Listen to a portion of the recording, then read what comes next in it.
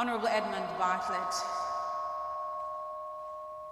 Minister of Tourism, Mr. Wade Mars, Executive Director of the Tourism Product Development Company Limited, TPDCO, distinguished presenters, teachers, students, members of the media, friends joining us online, it's a pleasure for me to greet you this morning as we engage your youngsters in very important conversations about tourism and their future careers.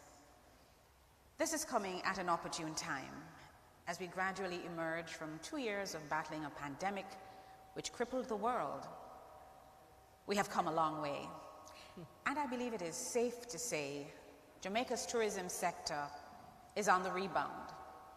It was only 3 weeks ago when the Honorable Edmund Bartlett, our Minister of Tourism, indicated that we were almost back to pre-pandemic levels, with record weekend arrivals of close to 35,000 visitors coming into the island through the Norman Manley and Sangster International airports. There have been announcements of increased airlift from American and Frontier Airlines. And since March 14, we have the cruise ship Marella Explorer 2 home porting right here in Montego Bay. Workers are returning to work, and in some instances, employers are indicating that they have unfilled vacancies, which create opportunities for others to get on board.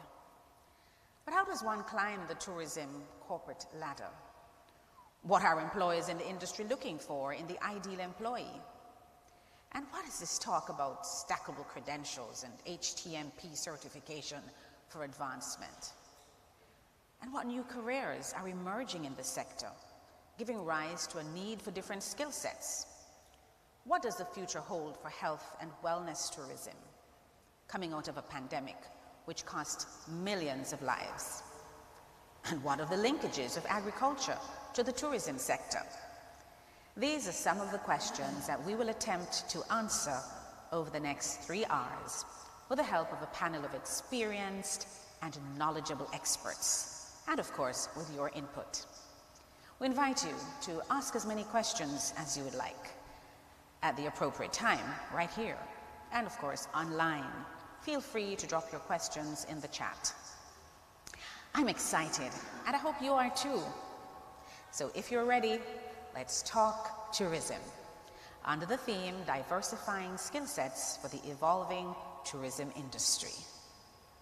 But before we get into the meat of the matter, let's do our roll call. If you're online, please place the name of the institution or the organization that you represent in the chat. And for those of us on location, I want to hear you make some noise when I call your school's name. Now, we're here at the Montego Bay Convention Center, and I'm not seeing too many of our schools represented here, but I do know that the Montego Bay Community College is in the house. Make some noise. I think we have Cornwall College here as well. I saw a Lone Ranger in the back. Lone Ranger, are you from Community College? From Cornwall College? The Community College as well? Irwin High School. Okay, and who do we have here? Irwin High School as well. All right, well, I see a number of persons coming in. I believe they're running a little bit late, but we'll hear from them later on. We are expecting the Herbert Morrison Technical High School, University of Technology, Irwin High, Cornwall College, Mount Alvernia High, and all of that. So I'm hoping we will have a full house, and I know we're growing online. We hope that the areas that we cover today will open your eyes to the possibilities and to new opportunities as the industry bounces back. I encourage you to listen keenly this morning. And we begin with our Executive Director of TPDCO, Mr. Wade Mars. Let's welcome him at this time.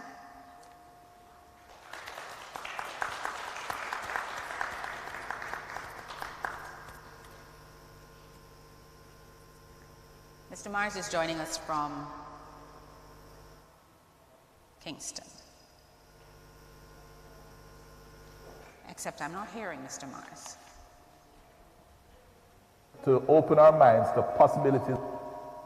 Honorable Edmund Bartlett, Minister of Tourism, tourism partners, teachers and students gathered at the Montego Bay Convention Center and online, members of the media, good morning. I'm excited to join in on this activity, as I believe moments like these can help to open our minds to possibilities we never knew existed. Possibilities that could set the tone for the rest of our lives. It's a great day, so let's talk tourism. The TPDCO prides itself on being passionate about teaching and instigating change within the tourism industry. Our programs have assisted many service providers to enhance their delivery and improve their offerings.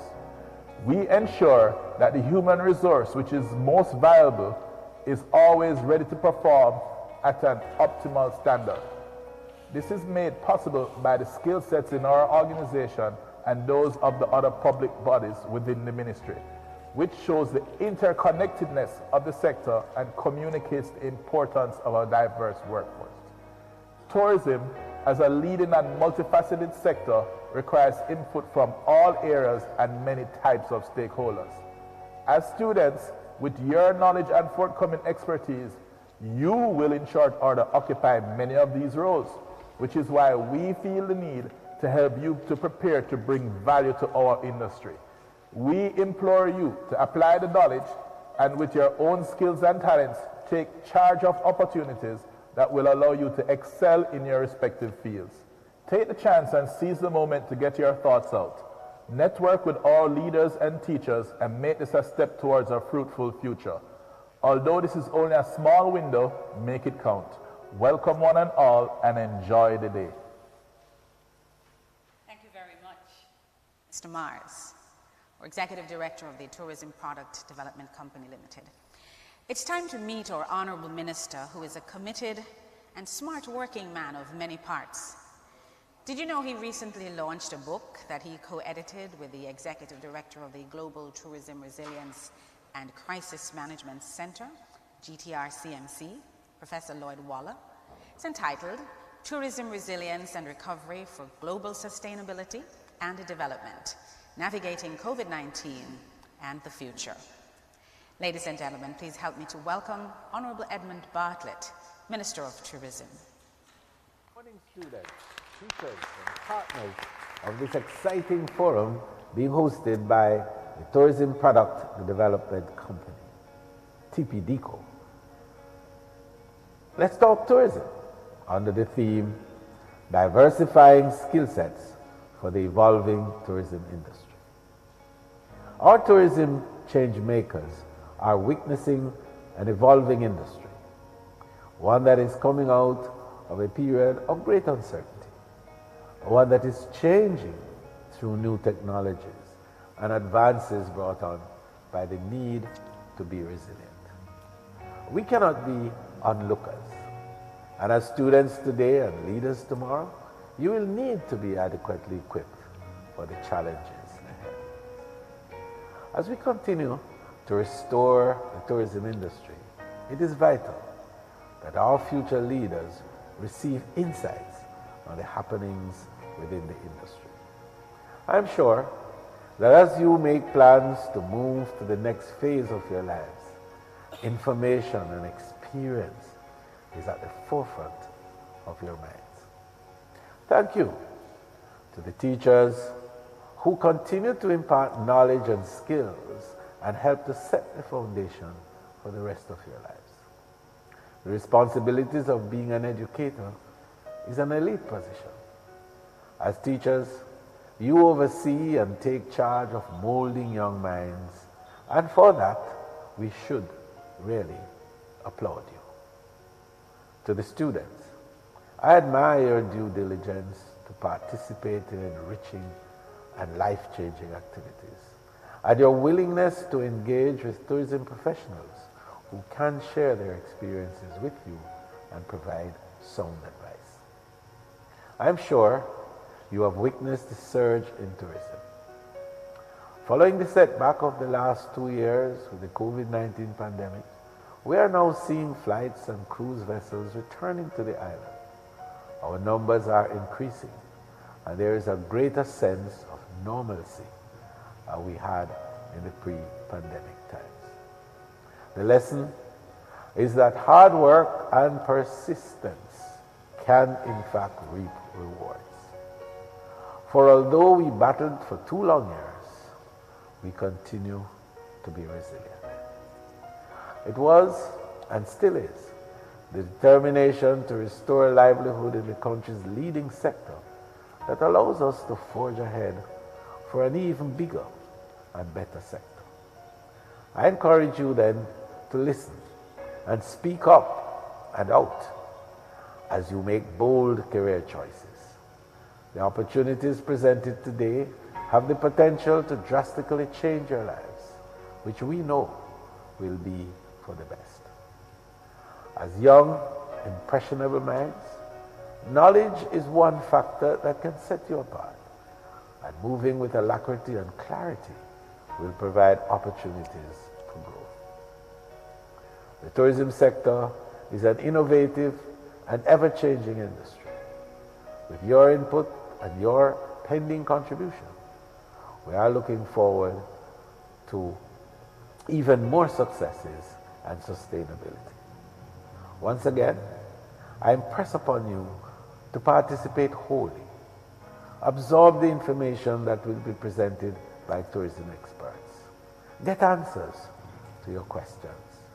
And when you leave, if you see yourself somewhere in this sector with all its linkages and new and exciting opportunities, act upon the information provided.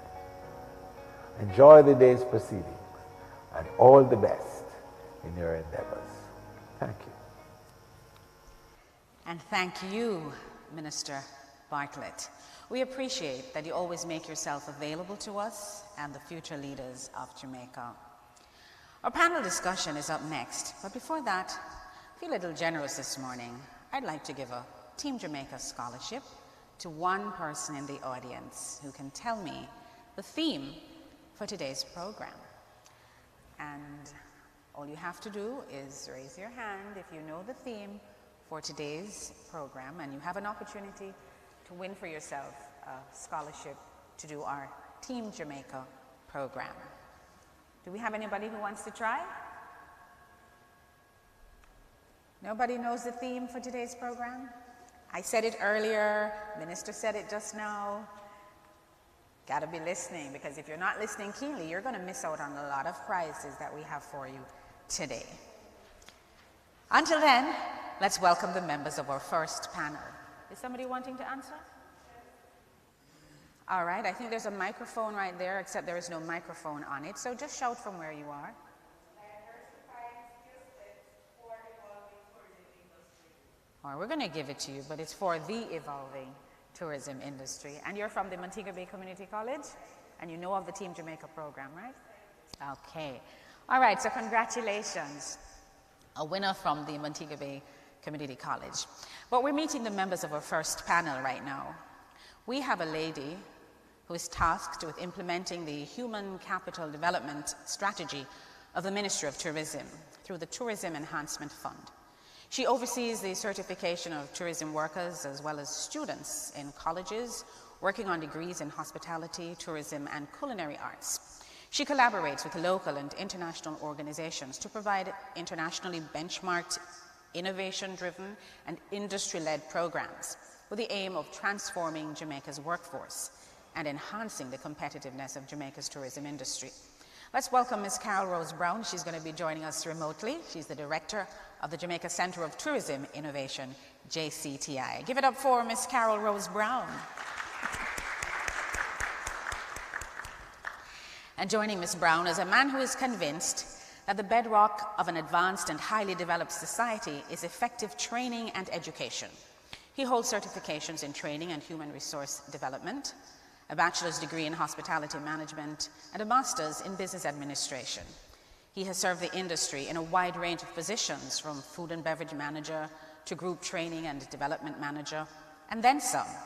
He's an adjunct lecturer. He sits on the National Council on Technical and Vocational Education and Training, NCT VET, Hospitality Standards Committees, and is a director of the Customer Service Academy of Jamaica.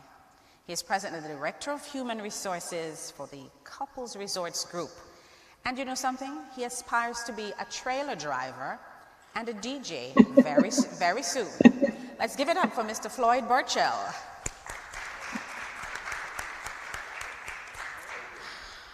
All right, well, DJ Alric is in the house, so we're going to pair you up later on.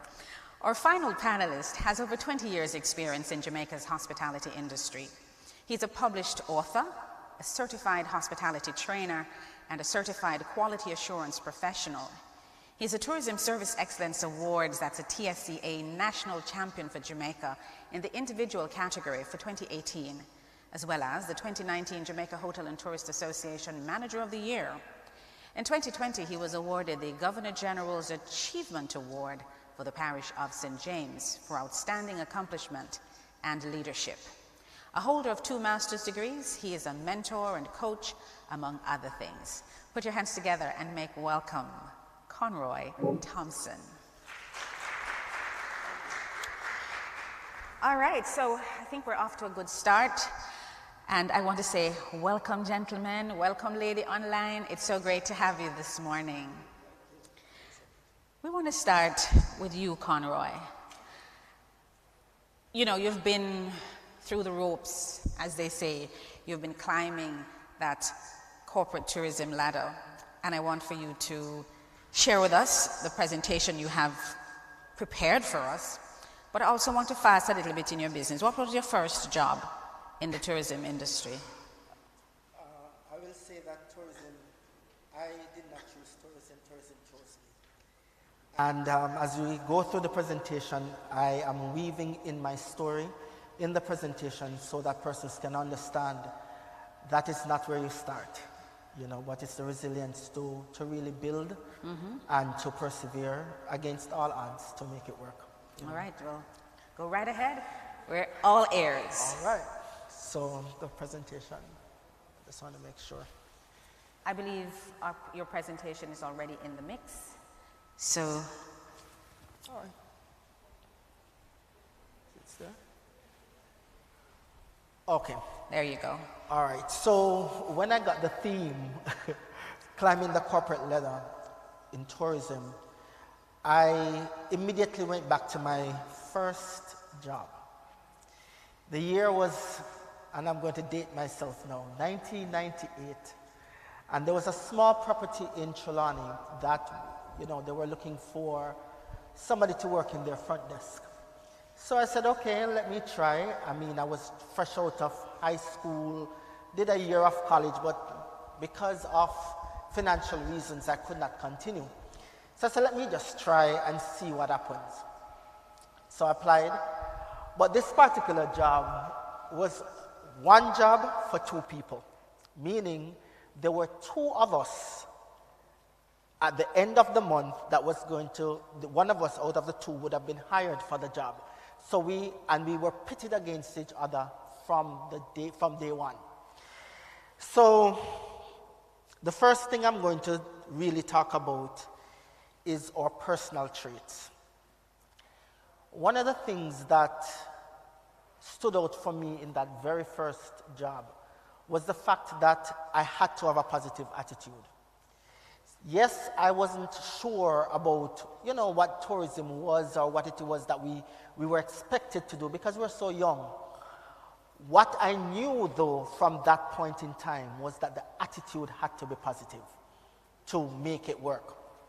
The next thing that went hand in hand for me was being respectful. So because my grandmother grew me and, you know, it was always, yes, sir, yes, ma'am, that translated even on the job. Another thing, I was eager to learn. So I was very trainable. My brain was like a sponge because here I was, you know, thrust on the front desk, but I also had to learn night auditing. I also had to learn to be a telephone operator. I even had to learn how to be a housekeeper because it was one of those small properties, so you had to be flexible. So I had to be trainable. Another thing about me was my level of inquisitiveness. So I saw people doing sales and marketing, and I'm like, that sounds nice. And what does that mean? What is it that, you know, how does that translate into really building yourself? So, of course, I jumped into that. But one of the biggest traits that will always supersede for me anything else is being honest.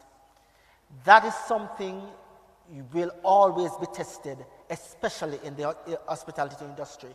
And I'm talking now to the younger ones coming in. You will find yourself in situations where you are either A, left with somebody's money, or B, have to do something with someone that is questionable. Always choose honesty above everything else, because your integrity is what will follow you throughout this industry. So there were two things that I quickly needed to do as I moved from that small property into now a larger property. I was thrust into guest relations coordinator, yes, at the time. But it was like it was a department by itself. So I had no manager and I had no one reporting to me. So it was kind of like a standalone. And I had to quickly learn how to be independent and how to develop skills that would help me in the long run. So one of the things I want to pass on to you as it relates to your skills development is cross-skilling. Cross-skilling is learning skills other than the core that you are called to do. This way, you are able to perform other things. So yes, I've learned how to handle guest complaints, but in learning how to handle guest complaints, I also learned event management, which took me into that scope of being a wedding planner for 10 years. Then it moved me into doing group sales. I moved into front office. I moved into reservations. I learned how to maneuver myself based on cross-skilling. And learning multiple areas will help you to be marketable. All right? The next thing that I learned was upskilling. So yes, I learned how to cross-skill very well, but I did not want to stay on the same level. So when I go in front of like a HR director, why should they now promote me to a manager? This now takes in your ability to do some additional courses. There are courses that are offered through TPDCO, through Heart Trust NTA, through Montego Bay Community College, among other institutions. I know that Mrs. Rose Brown will speak to the certifications, which are very, very important. So you upskill yourself so that when you go in front of a HR director, and yes, you have the years of experience, you can now marry that experience with the theory, which really, really works. Coming down to the close. As I moved through my years in the industry, I know that I had to define the goals that I have and stick to those goals. So what is that end goal that you're working towards? When I started, as I said, I did not have the goals. But as I moved in, I noticed that, okay, this is an industry that I want to serve because I love to serve people. So how do I now become a servant in the industry without becoming subservient in my attitude, right? So I seeked out opportunities for growth that aligns with the goal. I showcase the skills that I have every chance that I get, and I underscore my work with excellence.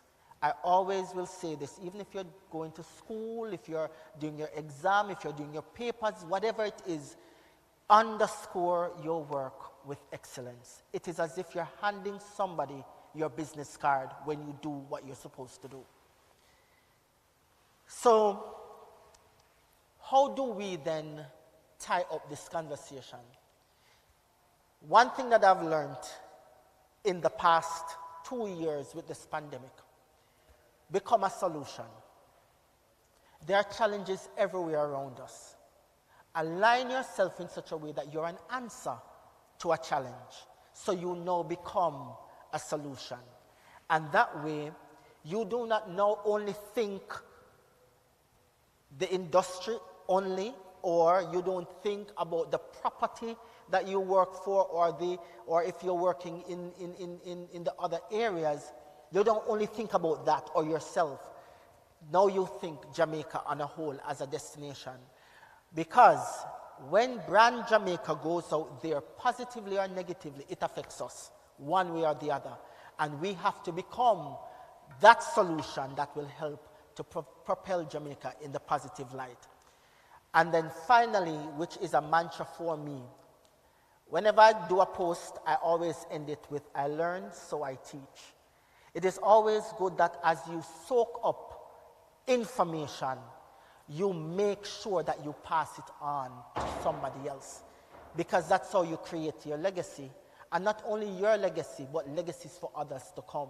Because we all need mentors, one way or the other, and we all can become one as well. So develop the people who are around you. As future leaders and future managers, ensure that as you grow, people around you grow as well. Because for me, a well-developed team is the easiest team to lead. Thank you so much. And thank you. Thank you very much, Conroy. Underscore your work with excellence. So important. Now we're going to just hop across to Kingston City at the Jamaica Center of Tourism Innovation, where we're going to hear from Carol Rose Brown, the director. And of course, we invite you to make a note of the questions that you may have for any of the panelists, because we will come back to you a little later on and you can pose all of your questions. But let's just hear from our panelists first. So over to Carol Rose Brown, who is in Kingston City. Thank you, Madam Chairman. I am delighted to be here. The opportunity to talk to young people who are thinking about careers at this time and who are interested in our business, tourism, always makes me happy and joyful. So if we put up my presentation, as Marlene said, my name is Carol Rose Brown. I work for the Tourism Enhancement Fund. I head the division tasked with human capital development. And my job is to ensure that our workforce is readied and capable of delivering the high touch, high quality service that our industry requires, and that has put Jamaica's brand out there in the world. So, presentation, please.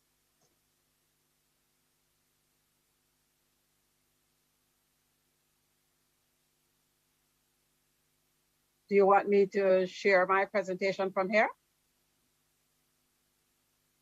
Ah, there it is. Next slide, please. In the Ministry of Tourism, we have implemented a 5-pillar plan for sustainable development. This has become even more important in light of what has happened in our world in the last 2 years.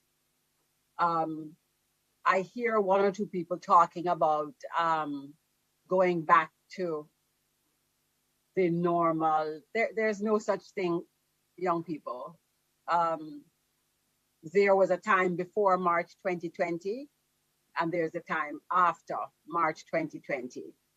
And our job is to make sure that in the period after March 2020, we are ready to move forward. A significant part of that is going to be connected to human capital development. That is to say, the degree to which we are ready to deliver on the promise of Brand Jamaica. Next slide, please. We have 3 jobs. The certification of students, current students, and recent graduates studying hospitality, tourism, or culinary arts. Our second goal is to facilitate the certification of workers in the tourism industry. And our third job is to facilitate the certification of the faculty required to deliver these certifications. And we are therefore working with workers who may not have been in school for the last several years, current college students, current high school students who are wanting to enter the sector. And of course, we have to prepare the tutors who are going to deliver this training and certification. Next slide, please. Now, what is certification? When I talk about certification, I want to talk about certification to start in tourism. Our certification program depends on whether you're a worker or a student. If you are a student in college and you're interested in becoming, say, a certified hospitality supervisor, this process will take 3 months. And at the end of the period, there's an exam. If you are a worker in the sector, this certification process could take as few as 3 weeks. And again, you take the exam and the results speak for themselves. If you are in high school and you're taking one of our certification programs, this will take the place of the upper and lower sixth experience in grades 12 and 13. And this will take 2 years. So it really will depend on the certification you are going after. And that, of course, will explain how long the period is or how short a time the certification will take. Next slide, please. Now, who is eligible to be certified? College students, as I said, studying hospitality, tourism, and culinary arts. High school students who wish to enter the tourism sector. We are interested in every single person who loves our business. And we want to start early. We want to provide teachers and guidance counselors in high school with the information to encourage their students to think about tourism as a career. And of course, we want to talk to the department heads in colleges to again help them encourage their students to go into tourism. Next slide, please. Now, who needs to be certified? That young person you see with a stethoscope has a bachelor's degree in medicine. In order to become a doctor, he has to do 2 years of internship under the guidance of a certified physician and then take the boards. Those nice lawyers you see, after having a bachelor's degree in law, they then have to go to the Norman Manley Law School in Kingston at UWI Mona, take a period to study for the bar and practice on a certified attorney. And then they take the bar exams, and when they pass it, they become lawyers. That is true for nurses, plumbers, engineers, accountants. In fact, any single person who takes his career seriously understands that certification is a requirement. That's just how it is. And we in tourism, because we are really now beginning to take what we do seriously, because people are beginning to understand that what we do is serious business, we also are beginning this process of encouraging everybody wanting to be in our sector to pursue certification. Mr. Thompson spoke about that earlier. Training and certification are key to giving you the tools to getting that promotion you want, to making your path up the ladder. Next slide, please. Now, why are we doing this now? We're doing this because right now, believe it or not, despite the fact that we have just gone through 2 years of the pandemic, our country is set to add about 15,000 hotel rooms. You may not know this, but Trelawney is about to become the parish with the greatest number of hotel rooms in Jamaica. We have to find people to work in these industries, in these hotels. The rapid development of the accommodation sector requires a whole array of people. We need engineers. We need architects. We need accountants. We need persons with who understand environmental science. to manage our beachfronts. We need nurses and doctors and managers and persons who know human resource development. We need persons who can understand logistics. We need people who understand international marketing. All of these are tourism-related jobs. So what I want you to go away from here knowing is that tourism is not simply about serving drinks or making beds. Tourism welcomes every single kind of person you can think of who would like to work in any kind of industry. That person can find a place in tourism. The current shortage of workers we are experiencing is an indication of our need for new staff, new trained, certified people ready to get into the sector. Next slide, please. Our partners. Our partners are, we have local partners and international partners. Of course, the JHTA, Hard Trust NSTA, the NCT vet. The NCT vet is important to us because any certification we provide has a mirror image of an NCT vet certification. So in other words, each one of the persons we certify has two certificates, one from the certifying body and another from NCT vet. Then we collaborate with the Joint Commission on Tertiary Education, that is the local association of colleges and universities, because of course we're very interested in working with college age students. We work with the J. Ray and Nephew Academy, and we work with them because we are interested in bartender certification. We're interested in bartender certification because when people come on vacation, they give themselves permission to drink a little more than they would normally do at home. And of course, this puts an enormous amount of pressure on the bartender, who not only has the job of pouring international brands and managing his boss's responsibilities in respect of protection of his inventory and sanitation and that kind of thing. The bartender also has, believe it or not, some responsibility to the people sitting at his counter drinking and to watch to see that they don't hurt themselves or hurt other people. So bartenders are very important.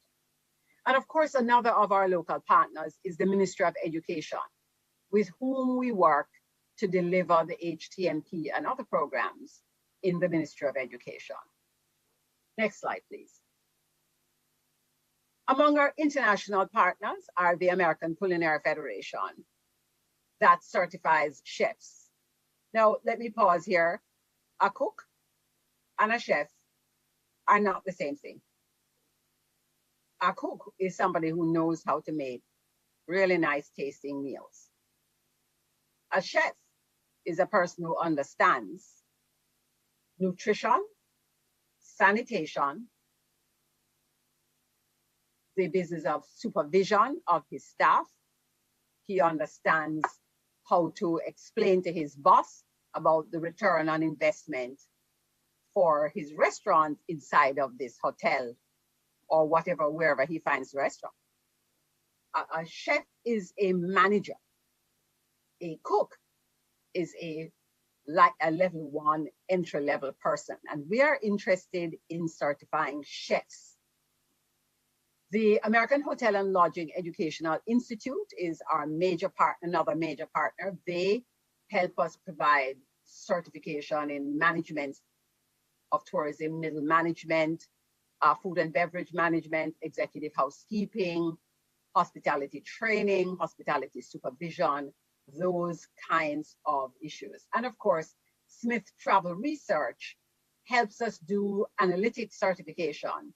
We are introducing to college students who are taking hospitality and tourism, we're introducing them to the Certified Hotel Industry Analytics course, which we believe every student graduating from a local college in hospitality or tourism needs to take this certification. And we really want you to write to us and talk to us about that certification. Next slide, please. Now, how can you help? If you're a college student, please go and speak to your department head. The certification is available to you free of cost. Absolutely free of cost. And we are doing this because we want to ensure that there is a ready, trained, certified population ready to deliver on the promise of Brand Jamaica. If you are interested in being a chef, again, go to the department head and speak to your department head and say, listen, I'm interested in this. Please call Carol Rose Brown at TEF and tell her I am interested in joining the next cohort of candidates wanting to be a chef. If you are a high school student, again, speak to your department, to your guidance counselor, and indicate that you'd like to do a hospitality and tourism program from the Tourism Enhancement Fund. And again, ask your department head to contact us at the JCTI.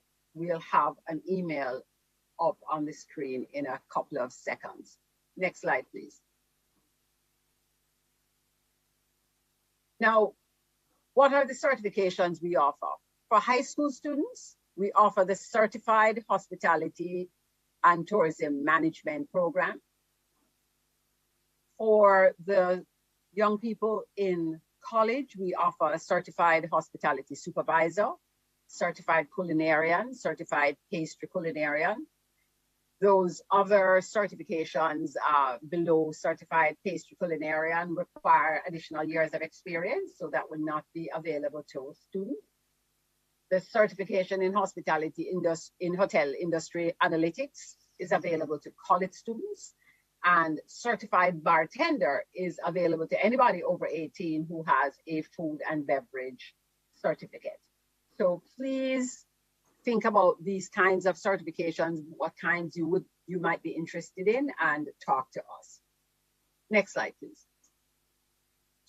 Now, what you have there is where we are, the Tourism Enhancement Fund, and you see our email address, jcti-certification@tef.gov.jm. Please call us. These certifications are available to you completely and totally free of cost. And we really want to invite you to join what we believe is the biggest industry on the planet, bigger than motor vehicles and oil. Believe it or not, there are countries now in fossil fuels who are transitioning into tourism. This is really important. There are opportunities all around the world.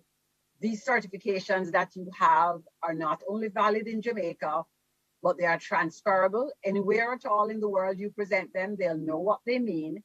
And we really want to ensure that you have these credentials that make it possible for people to know who you are and what you are capable of doing. Like Conroy said, your reputation, your skill set, your attitude, all terribly important to being able to get up that ladder.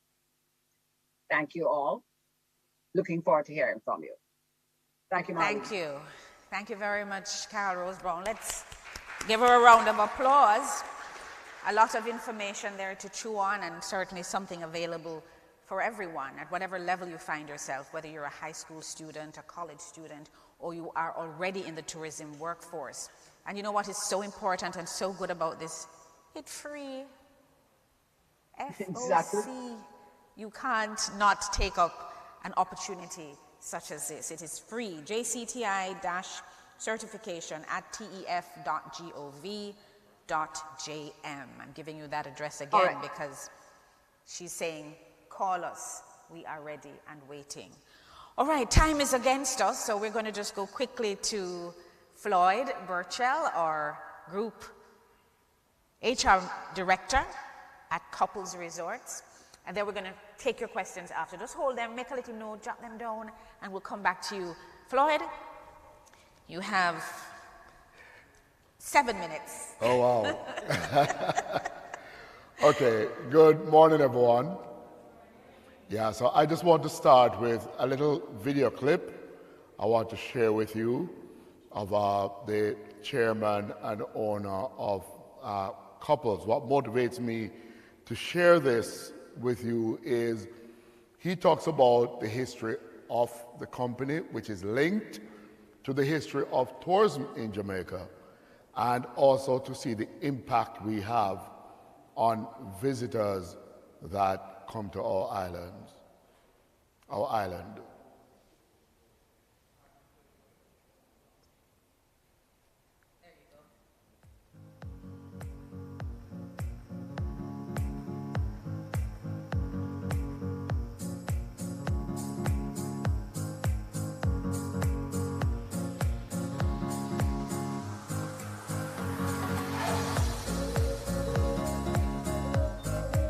Welcome to Couples Resorts Jamaica.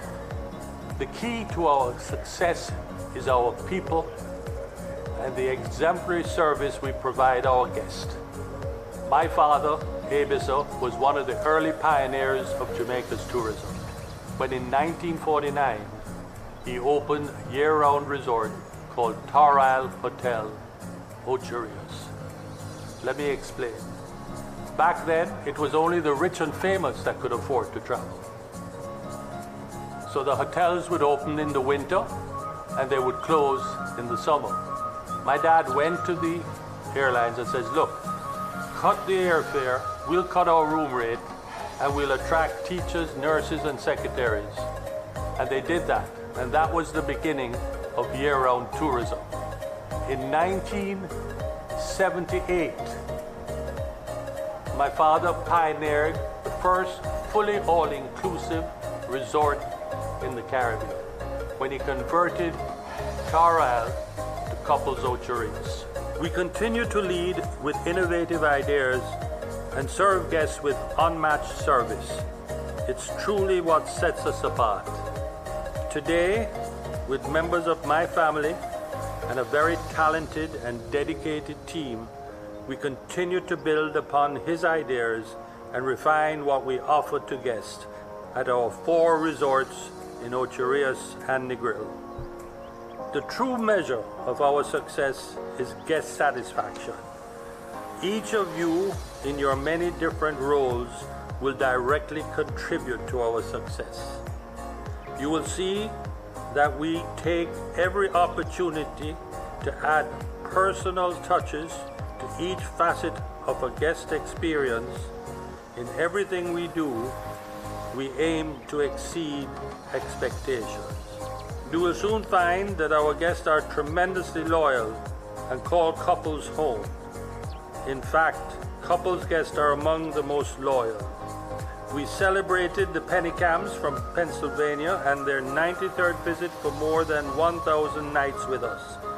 Their loyalty and that of all our guests speaks volumes about our legendary properties, world-class amenities, and 5-star service. It is not just our guests who are loyal. Our talented staff is extremely loyal as well. We have employees who have been with us in varying capacities for more than 20 years.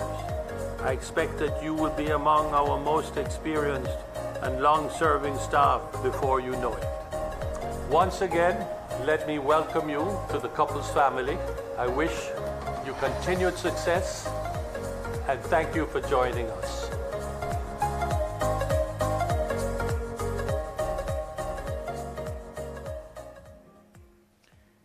Yes, so that's Mr. Lee Issa, chairman, owner of Couples Resorts.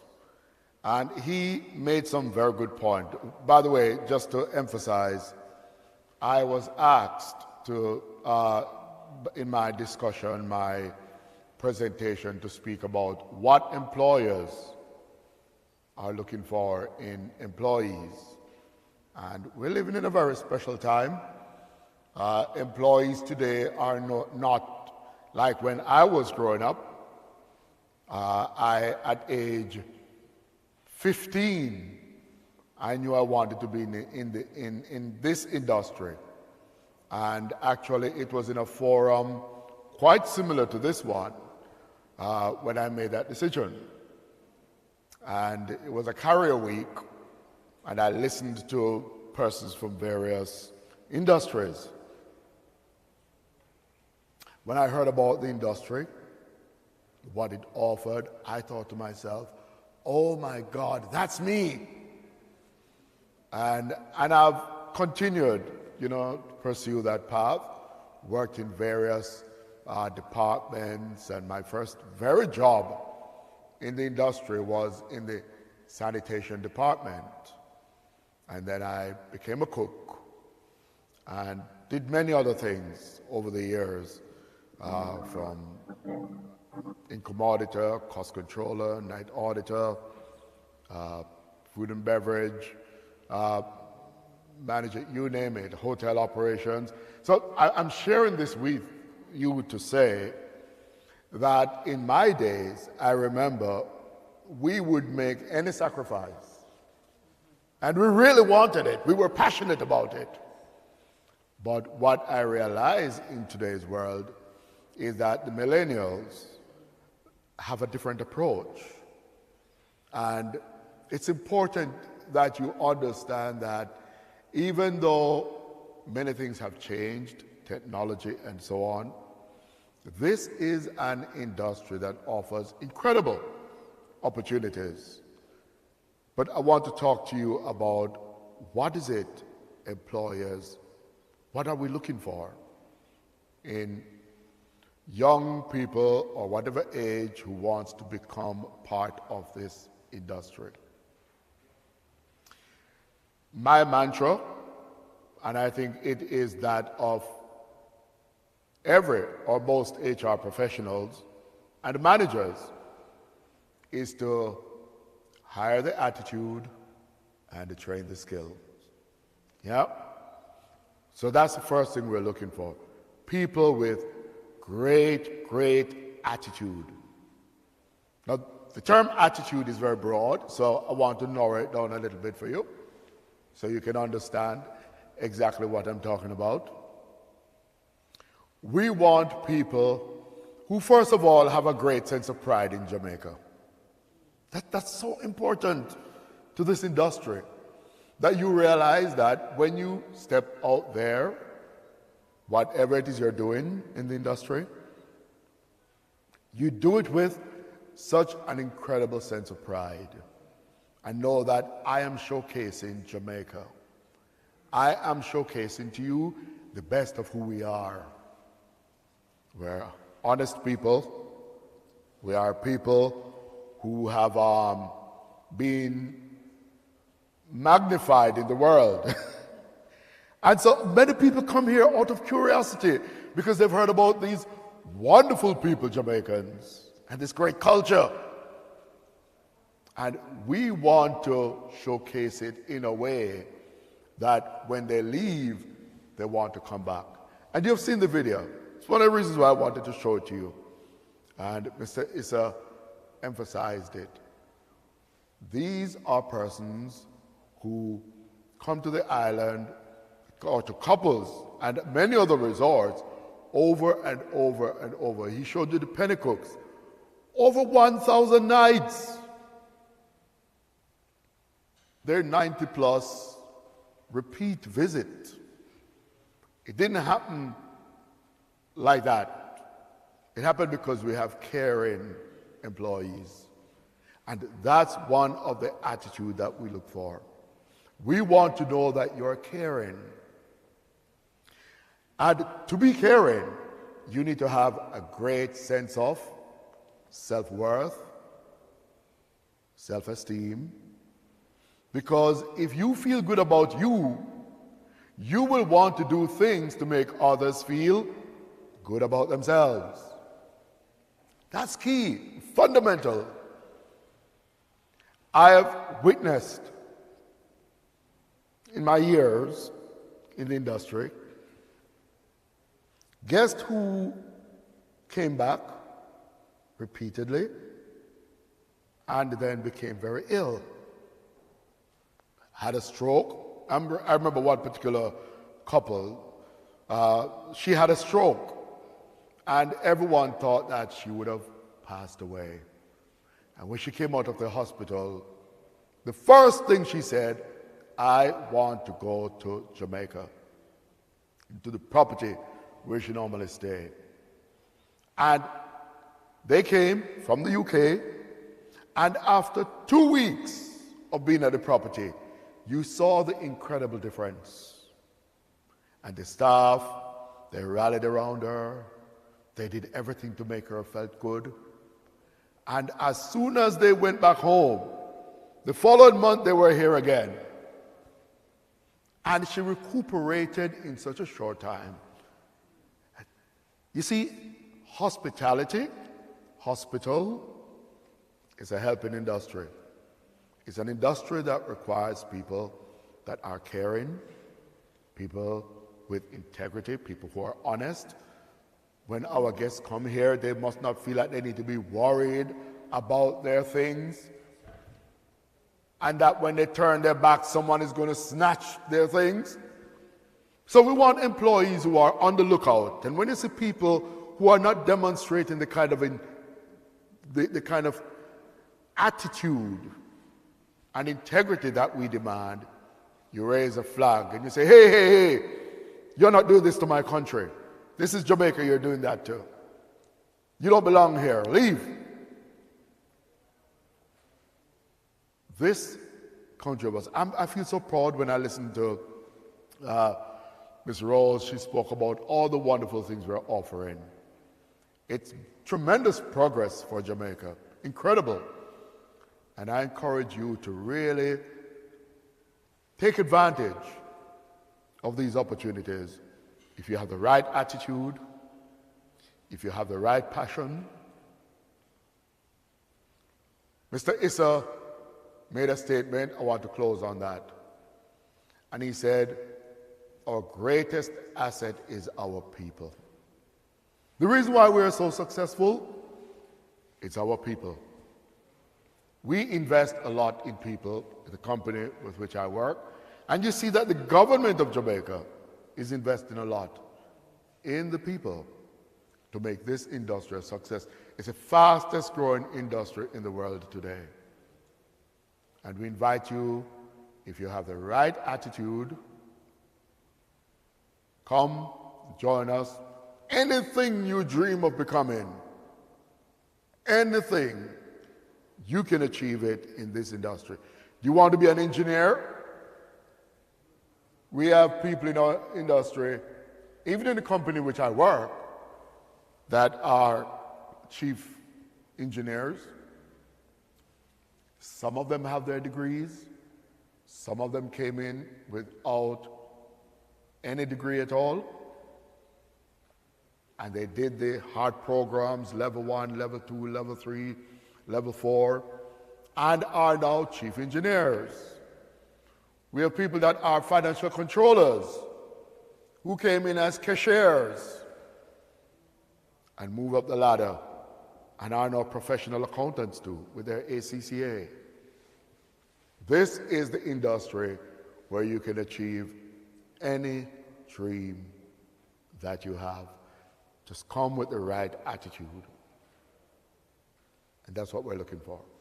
Thank you.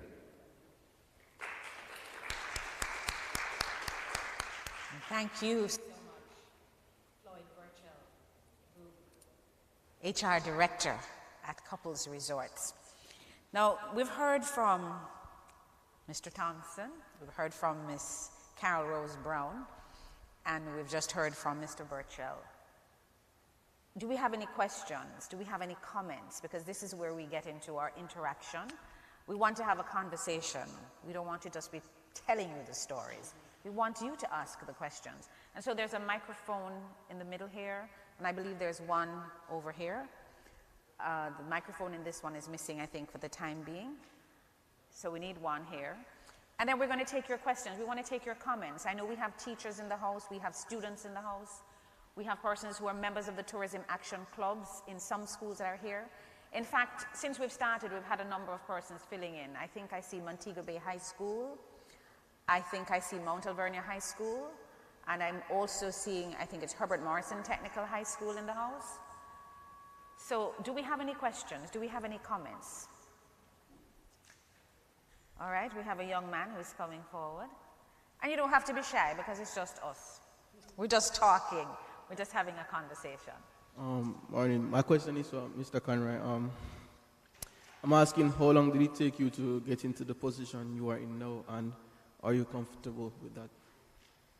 Did you hear the question? I'll say that again. Just go a little slower. How long did it take you to get in the position that you are in now, and are you comfortable with that? How long did it take you to get to the position that you're at now? And are you comfortable with that? Am I comfortable? All right, so it took me 20 years. It could have taken me shorter. However, I was very, very specific with becoming a rounded individual. It could have taken me shorter.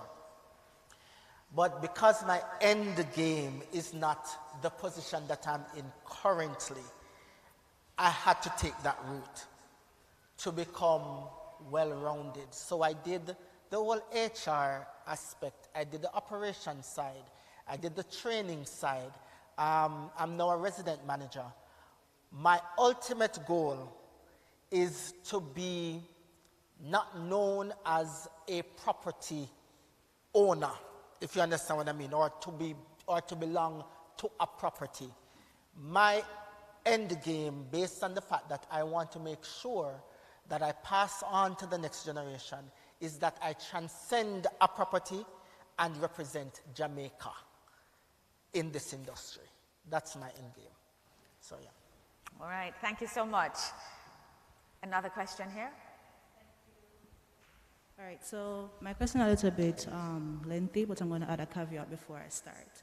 So I understand with the advancement in the hotel sector, the creation of jobs and training, that's excellent. And I appreciate the wide variety in the jobs that are being offered. But outside of the hotel sector, tourism goes outside of that.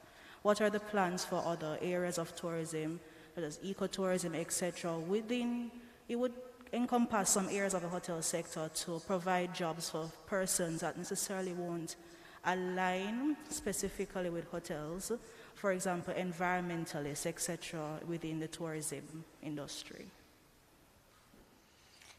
I'm not sure I heard the question very well. It was prefaced with some comments, but Floyd, are you able to take that? Yeah, what I got from you is to know about other specific disciplines, like environmental. It was not quite clear, actually. Apologies. All right, I'm going to restate it. All right, within the tourism industry, there are other sectors apart from the hotel sector that can apply for persons.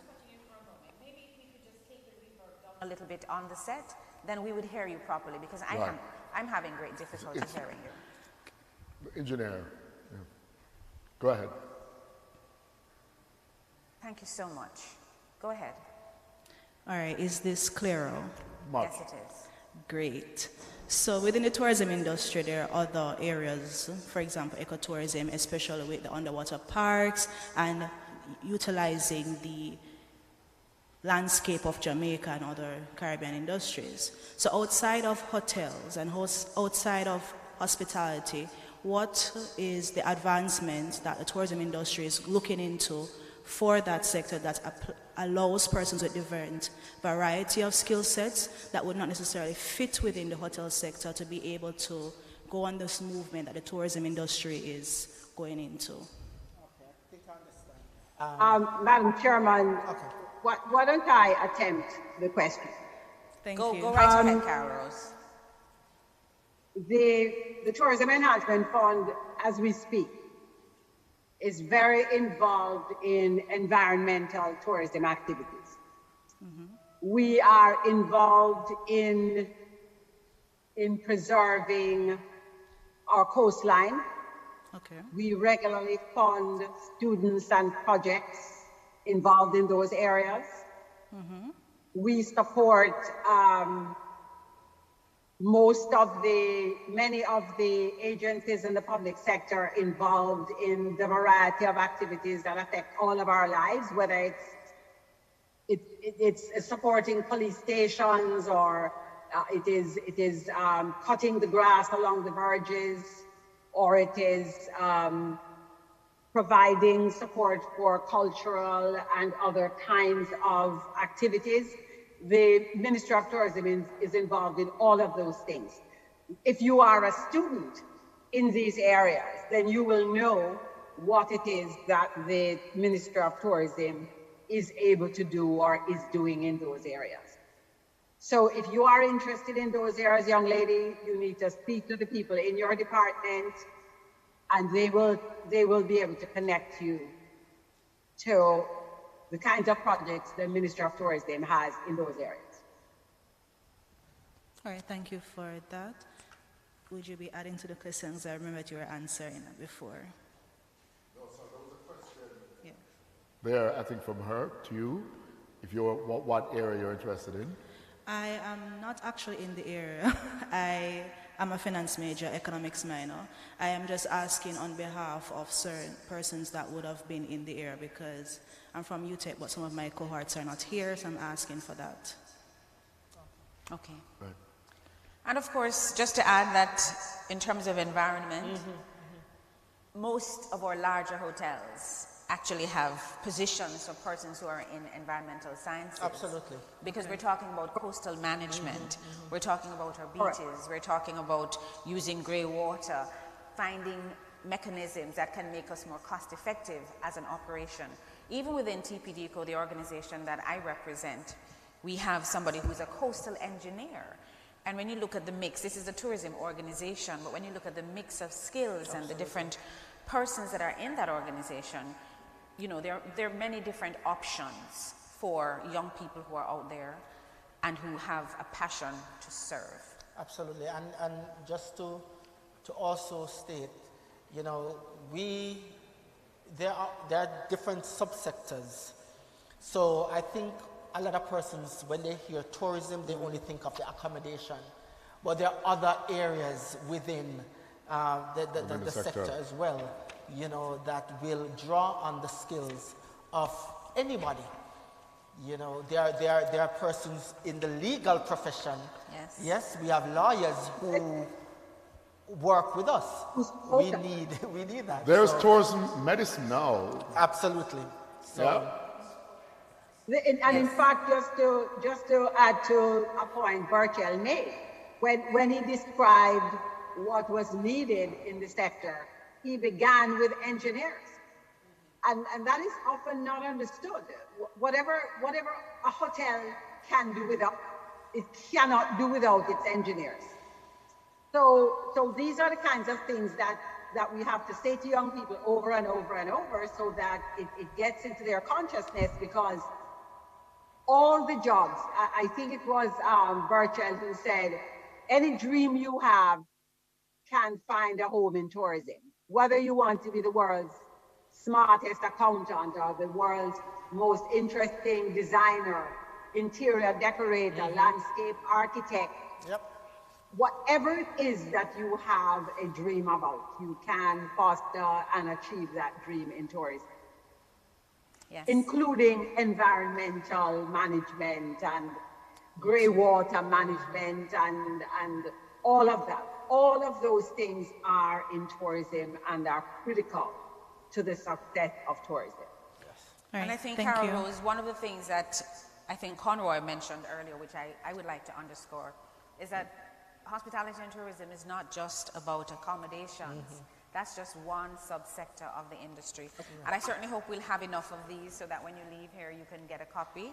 It speaks about accommodations, food and beverage, adventure tourism, transportation, the travel trade. Expedia is one of the organizations that has really kind of exploded, and with the technology that is available, you go online and you see Travelocity, you see Cheapo, you know, all of these different things that are changing the way we do business.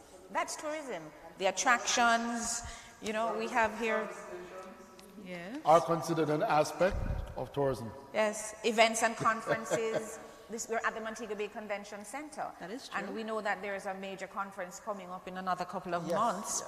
And this is going to bring people from all over the world. Are you an event manager, or do you think you have a role to play as a creative in this area?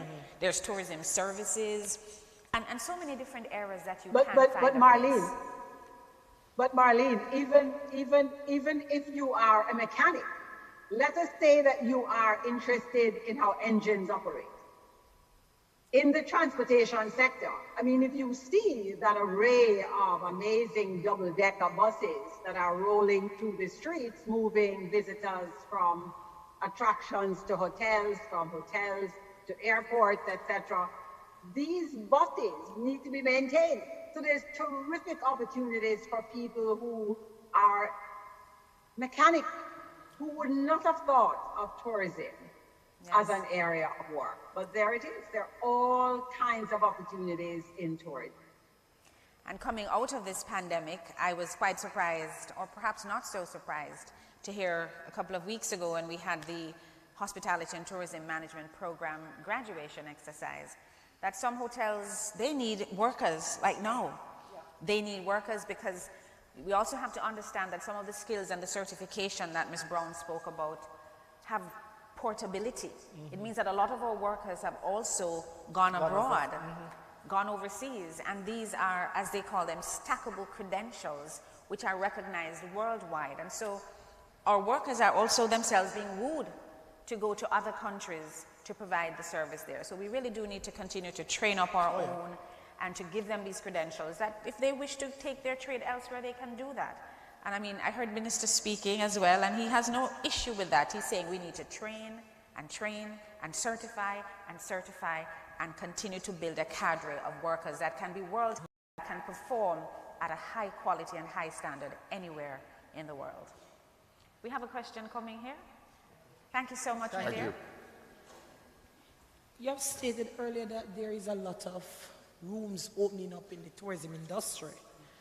And say, I realize that... could you just say which organization you represent, which school? Miss Atkins from Irwin High School. I'm asking a question. Okay. We require job security in the tourism industry. But most of these rooms that are coming on board, these hotels are iron workers on contract.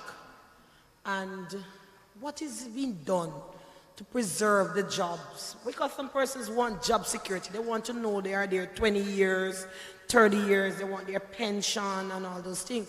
Most times you go to these hotels, you're only there for 6 months, you're evaluated and you're gone. Although Mr. Couples is saying that you must have the qualities and the attributes and stuff.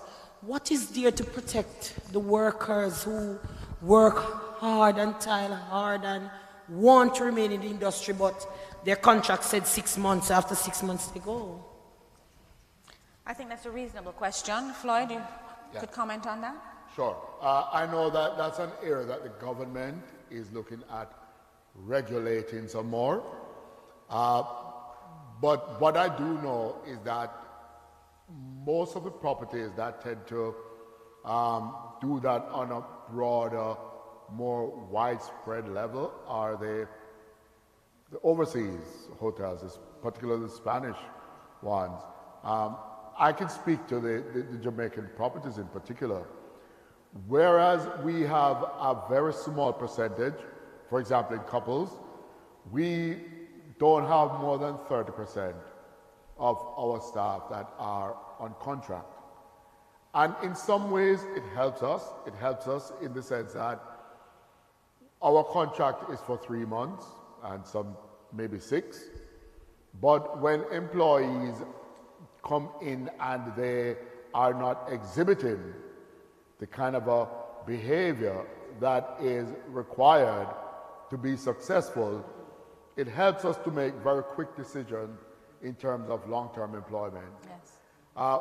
We make an effort to, as quickly as possible, so if we have, let's say, let's use the restaurant, for example.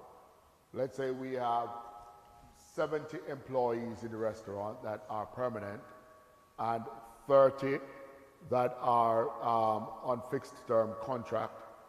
And we have 2-3 permanent employees who may have moved on.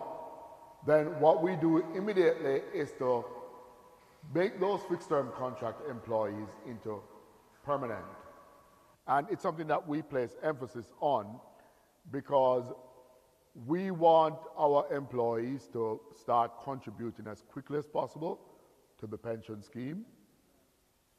We're one of few companies that ensures, who ensures that our employees are on the pension scheme and get all the benefits that are accorded to employees. So you find that there are people in couples who may be working there for 2 years, maybe as fixed term, but into their third year, they become permanent. Some after a year, because it depends on, you know, how many people in the department that are on fixed term, it may be 3 or 4, and then very quickly the opportunity comes up. Madam Chairman, I wonder if I may put in a dime or so in this answer. Young lady, the teacher. Go ahead, Karen. The teacher, ma'am, you asked a most important question. And let me tell you what I believe the challenge we have here. Mr. Burchell spoke. He showed a really interesting videotape. I know you were watching it, so I know you see what the rest of us saw. Jamaica's tourism did not begin 60 years ago as an industry. And as a consequence of its beginnings, the development of the rules of engagement have lagged a little bit behind. In that period, tourism was seasonal. As Mr. Lee Issa pointed out, they closed their hotels in the summer and reopened in the winter. Since the middle part of the 2015s, 14s, that has changed. Tourism is now a 12-month activity. It is no longer seasonal. And as a consequence of this change, many of the historic behaviors have not caught up with this new situation. And as Mr. Burchell pointed out, the government is conscious of this. And I want to promise you that we are actively and expeditiously working on fixing this matter. One final thing, it's important to note that relatively, and I don't want to be defending the hotel sector in this regard, but I must. It is not that their entire staff is on short-term contracts. A relatively small percentage of their staff is on these 3 months or 6 months contracts.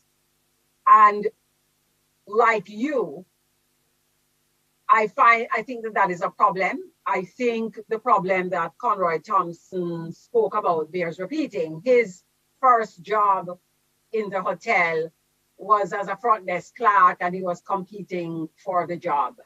Burchell also said that his first job was in sanitation. So we want to ensure that the people who come into the sector have incentive to stay. And so I want to assure you, I'm repeating myself, that the government is keenly aware of this distress and this concern of workers and why this situation will discourage people from remaining in our industry. And we are working to adjust to this. So give us some time. We are on it. Yes. Thank you very much, Carol. And I just want to add that I don't know if everybody is aware in the room, that is, of the Tourism Workers Pension Scheme, which was recently launched, I believe, in January.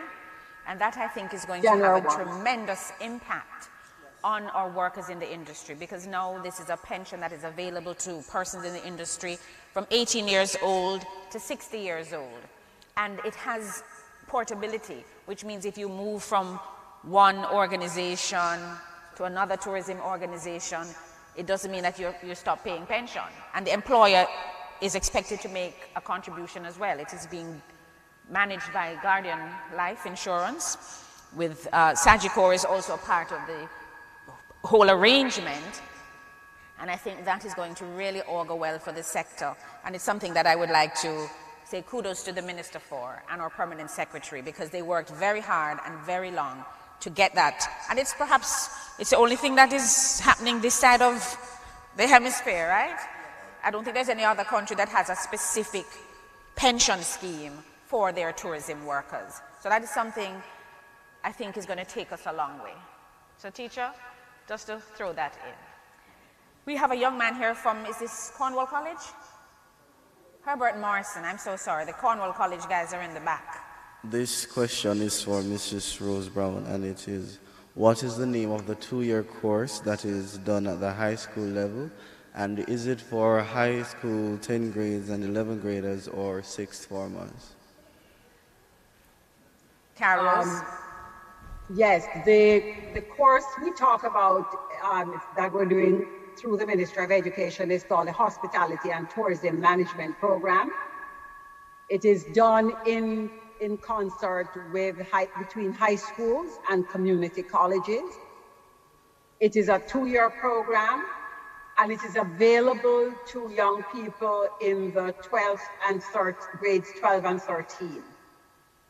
That is not to say that is not related to the other programs in tourism that are available all up through the grades. But this is a special program. It's new. It is available to young people in the grades 12 and 13. The goal here is to do a dual program. One half of the program is the American Hotel and Lodging Educational Institute certificate in the HTMP. And on the other hand, there is an occupational associate's degree in customer service focused on tourism.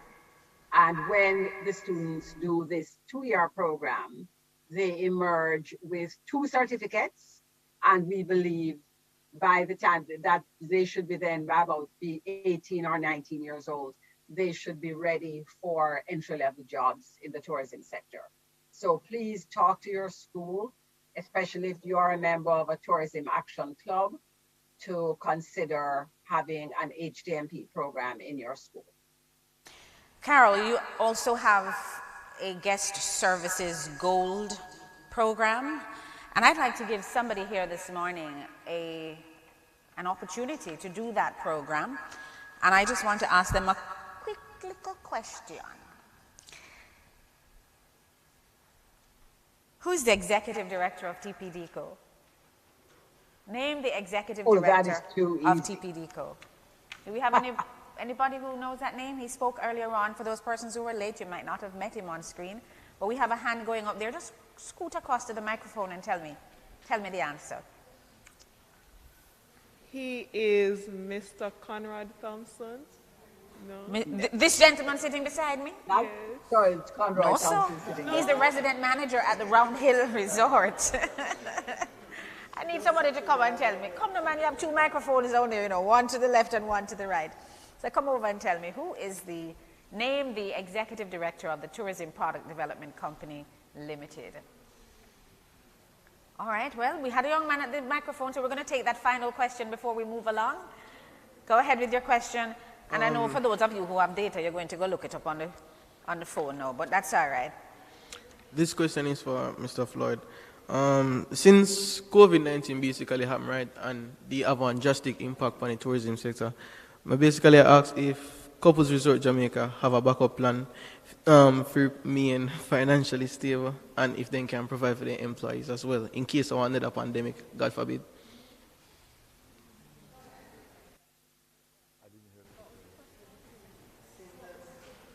He said something about a backup plan with the pandemic. Right, financially stable. Something like this should happen again if you could sustain. Pretty much that's what he's asking. Yeah, basically asks if you have a backup plan in case one neck. There's another pandemic. There's another pandemic. Yeah. Yeah. So or another disaster. I can't reveal financial help. Confidential, financial. but let me tell you though, it shook us like most companies.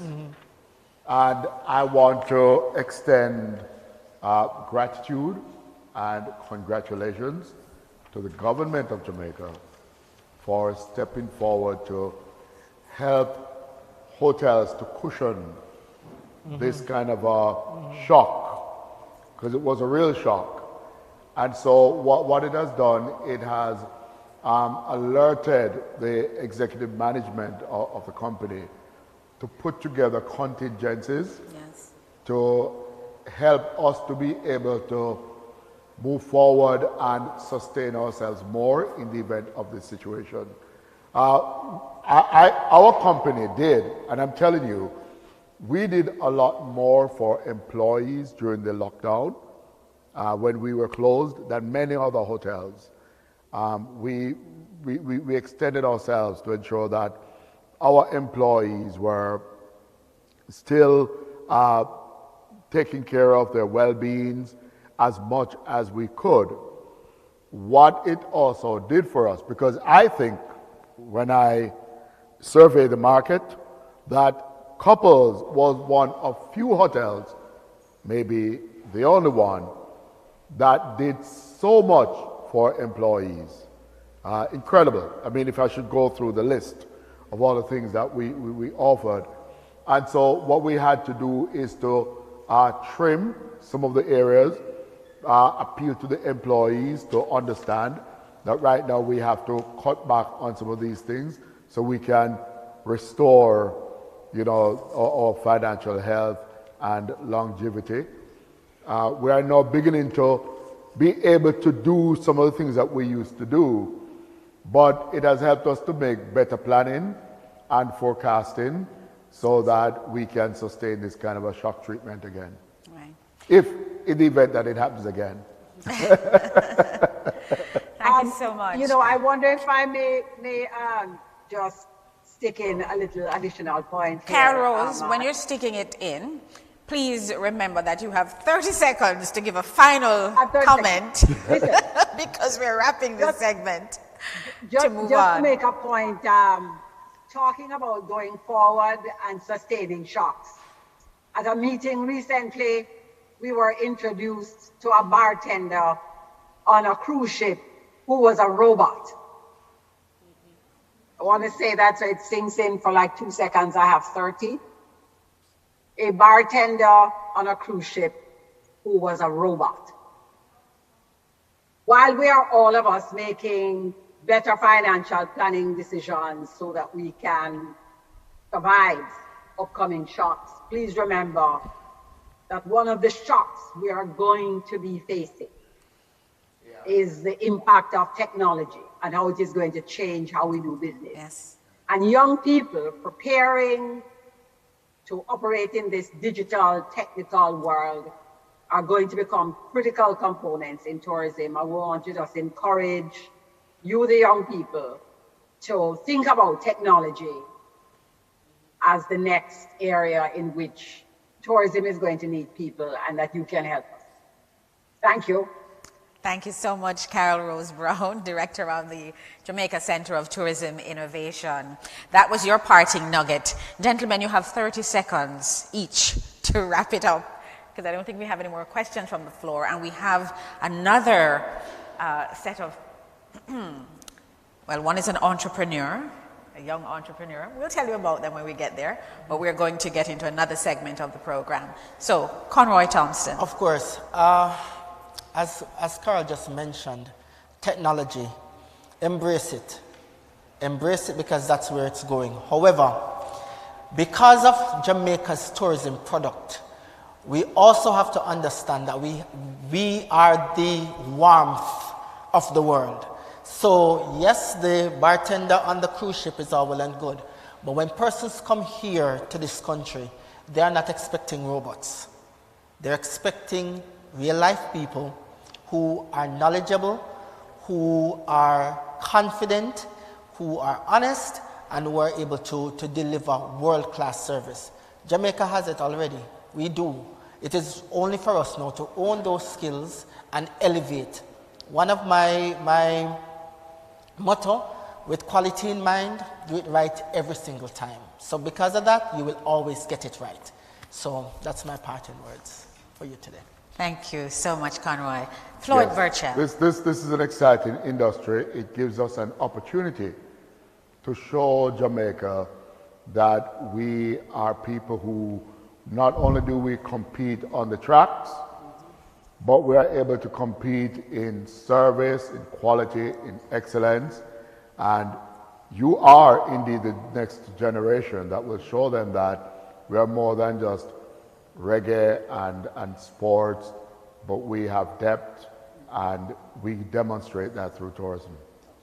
Yeah. Thank you. Thank you so much, gentlemen and lady over there in Kingston. It has been insightful, and I so much want to thank you for being here this morning. I know we dragged you out of bed a little earlier than usual, but you know, it's so important for us to have this conversation as we look at the evolution of tourism and the role that we can play and the path that we can take as young people. There's a lot out there, lots of opportunities, it's wide open. And I'm going to leave with Floyd's hire the attitude, train the skill. We're talking about pride in Jamaica. We're talking about being caring persons who have self-worth and good self-esteem, who are honest and are people of integrity. And that is what is going to make us soar. And we are indeed our greatest asset. That is me, you, the people. And of course, Conroy, for your part, I know you have been our ambassador, for example, as the Tourism Service Excellence Awardee, National Awardee, and you have really championed the message of excellent customer service, doing it every time. And I also want to thank you for that. Ladies and gentlemen, I want you to give a round of applause to the members of our first panel. And thank them once again for joining us. Now, the entertainment subsector is an important part of the tourism industry. The meetings, incentives, conventions, and events market is an exciting one. They call it MICE, the MICE market. It's an exciting one, and it calls on the talents of creatives to create a splash, or traditional folk forms, or dance, or poetry, or drama, singing, and music continue to warm the hearts of our residents and visitors alike. Reggae music, as you know, is known all over the world. And in 2019, the DJ Academy was birthed. And today we have someone is with us who is going to share a little bit. That DJ Academy is an initiative of the Tourism Linkages Network. It was rolled out then. And DJ Delano, you might have heard of him. He was instrumental in delivering the sessions then. And although COVID-19 visited and threatened the demise of the program, they managed to pivot to the virtual platform. And they offered the training free of cost through the JCTI Learning Management Portal. More than 50 local DJs from the tourism industry enhanced their skills and qualifications. And here to give us a little entertainment and share about his career as a DJ is DJ Alaric. Show him some love. Good morning, everyone. As you know, as said, my name is Alaric, DJ Alaric. Most of you may know me as part of a duo, Alaric and Boyd. I've been playing music for the better part of 30 years. And for 15 of those years, I've been on radio on Fame FM. So currently, I am in the tourist industry playing at Margaritaville, which is one of the, what you call the amusement spaces in the tourist sector here in Montego Bay. And what I have to tell you, entertainment is a big part of the draw when it comes to tourism. You know, you can get the beaches and you have the different, the waterfalls and all of these things, but you can get that anywhere else. You can go to Costa Rica, Cuba, any of these other Caribbean countries and get that. What you can't get is the entertainment value and the entertainment product that we have here. The thing though, within the industry, just as how chefs have to be able to cook for a wide range of tastes, dishes for Europeans, Americans, Africans, all of that, the same thing exists in the DJ world inside the tourist industry. We have to be able to play a wide range of music.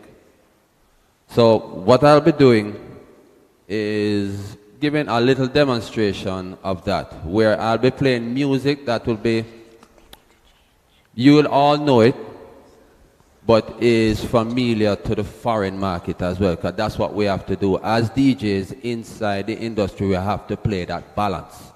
So you're going to get dancehall, you're going to get Afro beats, you're going to get soca, you're going to get pop, different genres all mixed in a way that hopefully it makes sense to you. Because this is how we have to play when we are playing for the tourists as well as Jamaicans in the same space. So let me start. Can I get a level, please?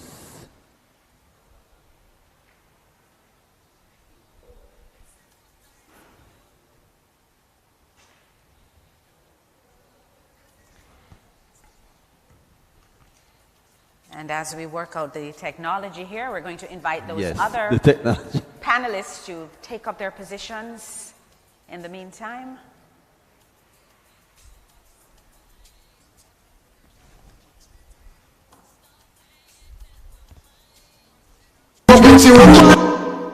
You call me on the phone.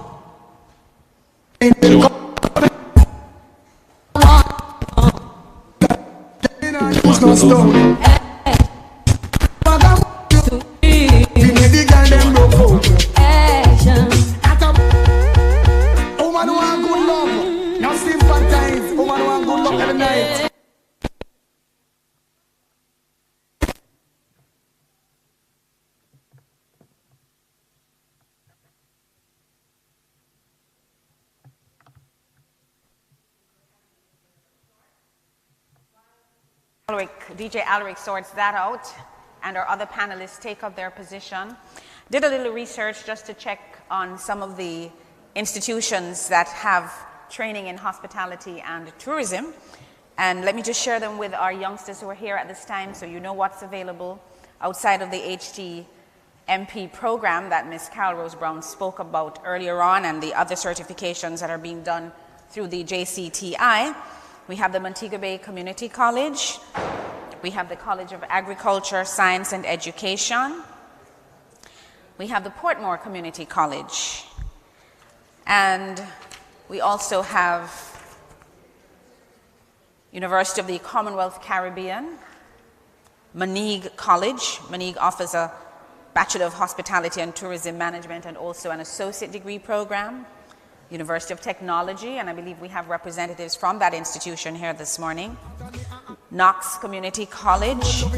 We also have the Trenchtown Polytechnic College, Northern Caribbean University, Excelsior Community College, offering their associate degree or associate science degree in hospitality and tourism management and also a bachelor's. And we also have Western Hospitality Institute, offering a BSc in hospitality management, and they have programs like culinary chef management, hotel and restaurant management, food and beverage management, and the works. They also have a program which allows them to work with associates overseas, associate universities overseas, which is a great opportunity for our youngsters to study abroad. University of the West Indies, Bethlehem Moravian College, and not to be left out, the Hart Trust NTA, Hart College of Hospitality Services, offering things like front desk supervision, customer service engagement operations, food and beverage supervision, housekeeping, and the works. DJ Alric, you ready for me now? Run the track. Stop playing with my mind. in a joke when she will want the wine. You call me on the phone. I know what a talking angel come down. And now I want you home. I tell Jackie, girl, me nah use no stone. Action. At a bag of mojo. Sweet. Don't be made the girl them broke out. Action. At a bag of mojo. Sweet. Don't be made the girl them broke out.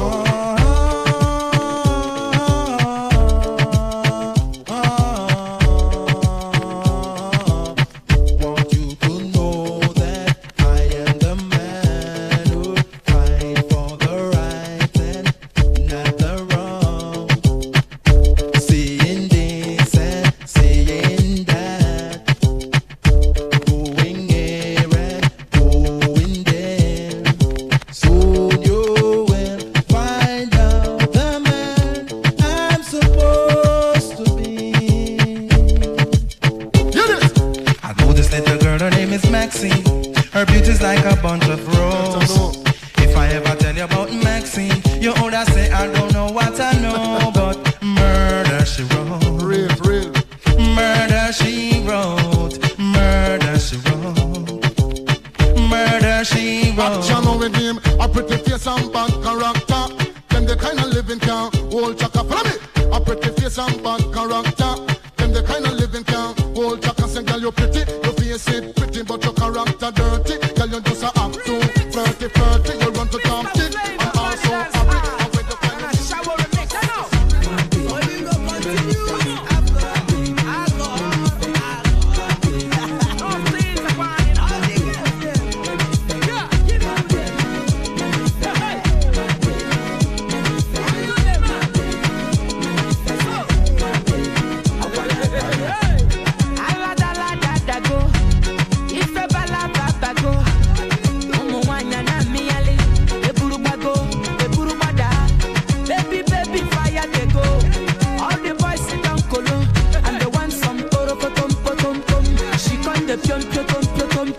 Waka waka baby, uru uru baby, corner baby. And I go tell my mama, and I go tell my papa, and I go tell am say, you be waka waka baby, you be chuku chuku baby.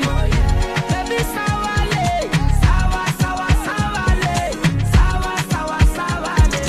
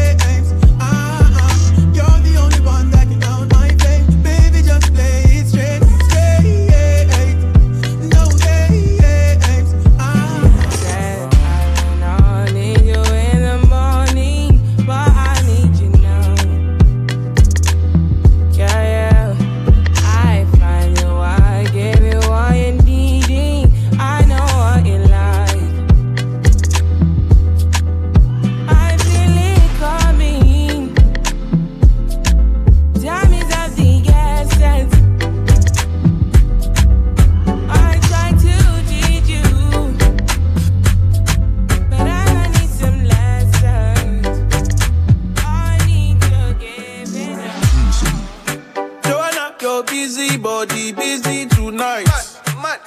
Joanna, making all the dummy tonight. Joanna, your busy body giving me life, oh, hey life, hey. Why you do me like Joanna, Joanna? Why you do me like Joanna, Joanna? How you gonna do me like Joanna, Joanna? Hey Joanna, hey Joanna. Joanna, ay ay ay, hey, how you gonna play me like Drogba, ho? How you gonna do me like Drogba, ho? Oh, DJ Drogba, ho, hey, DJ Drogba, ho. Joanna, your busy body, busy tonight. Joanna,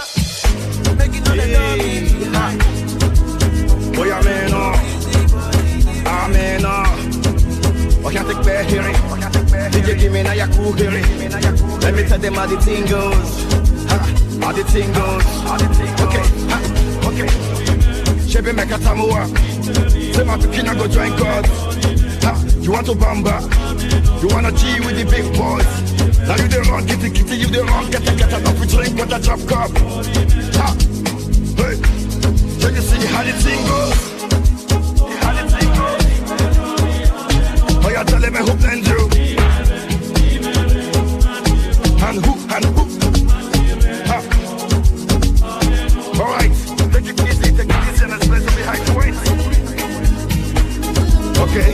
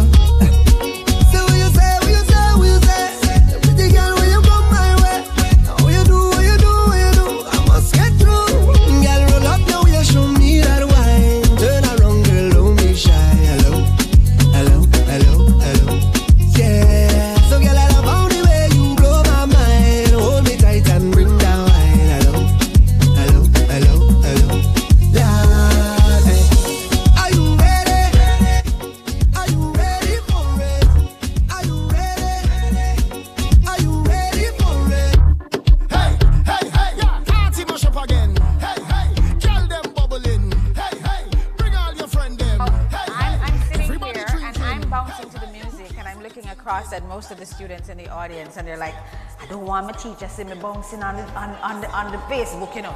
I don't want my teachers to see me on YouTube rocking a little bit. It's okay, you can rock a little bit, not a problem.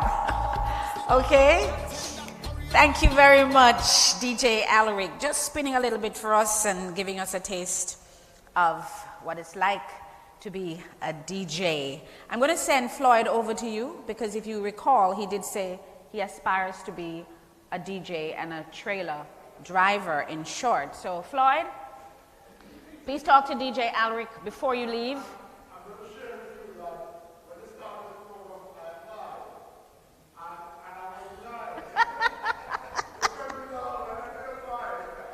You applied to get into the DJ Academy? And you were turned down. Oh. Well, you can do private lessons, okay? All right. If you were just joining us online, welcome to Let's Talk Tourism, or Hybrid Youth Expo and Career Fair, being held under the theme Diversifying Skillsets for the Evolving Tourism Industry. Now, in this segment of our program, we have three beautiful ladies who will be sharing with us. First, we have Abigail Henry from the Tourism Awareness Unit of the Jamaica Tourist Board. The unit serves the JTB's mandate to sensitize all Jamaicans to the value and contribution of tourism to national development. This includes interfacing with tourism stakeholders across society and supporting activities of the tourism action clubs in schools. Let me see the hands of those persons who are members of the Tourism Action Club in your school. Okay, so we have a few. Make some noise, no man. And let's put our hands together and make Miss Henry welcome.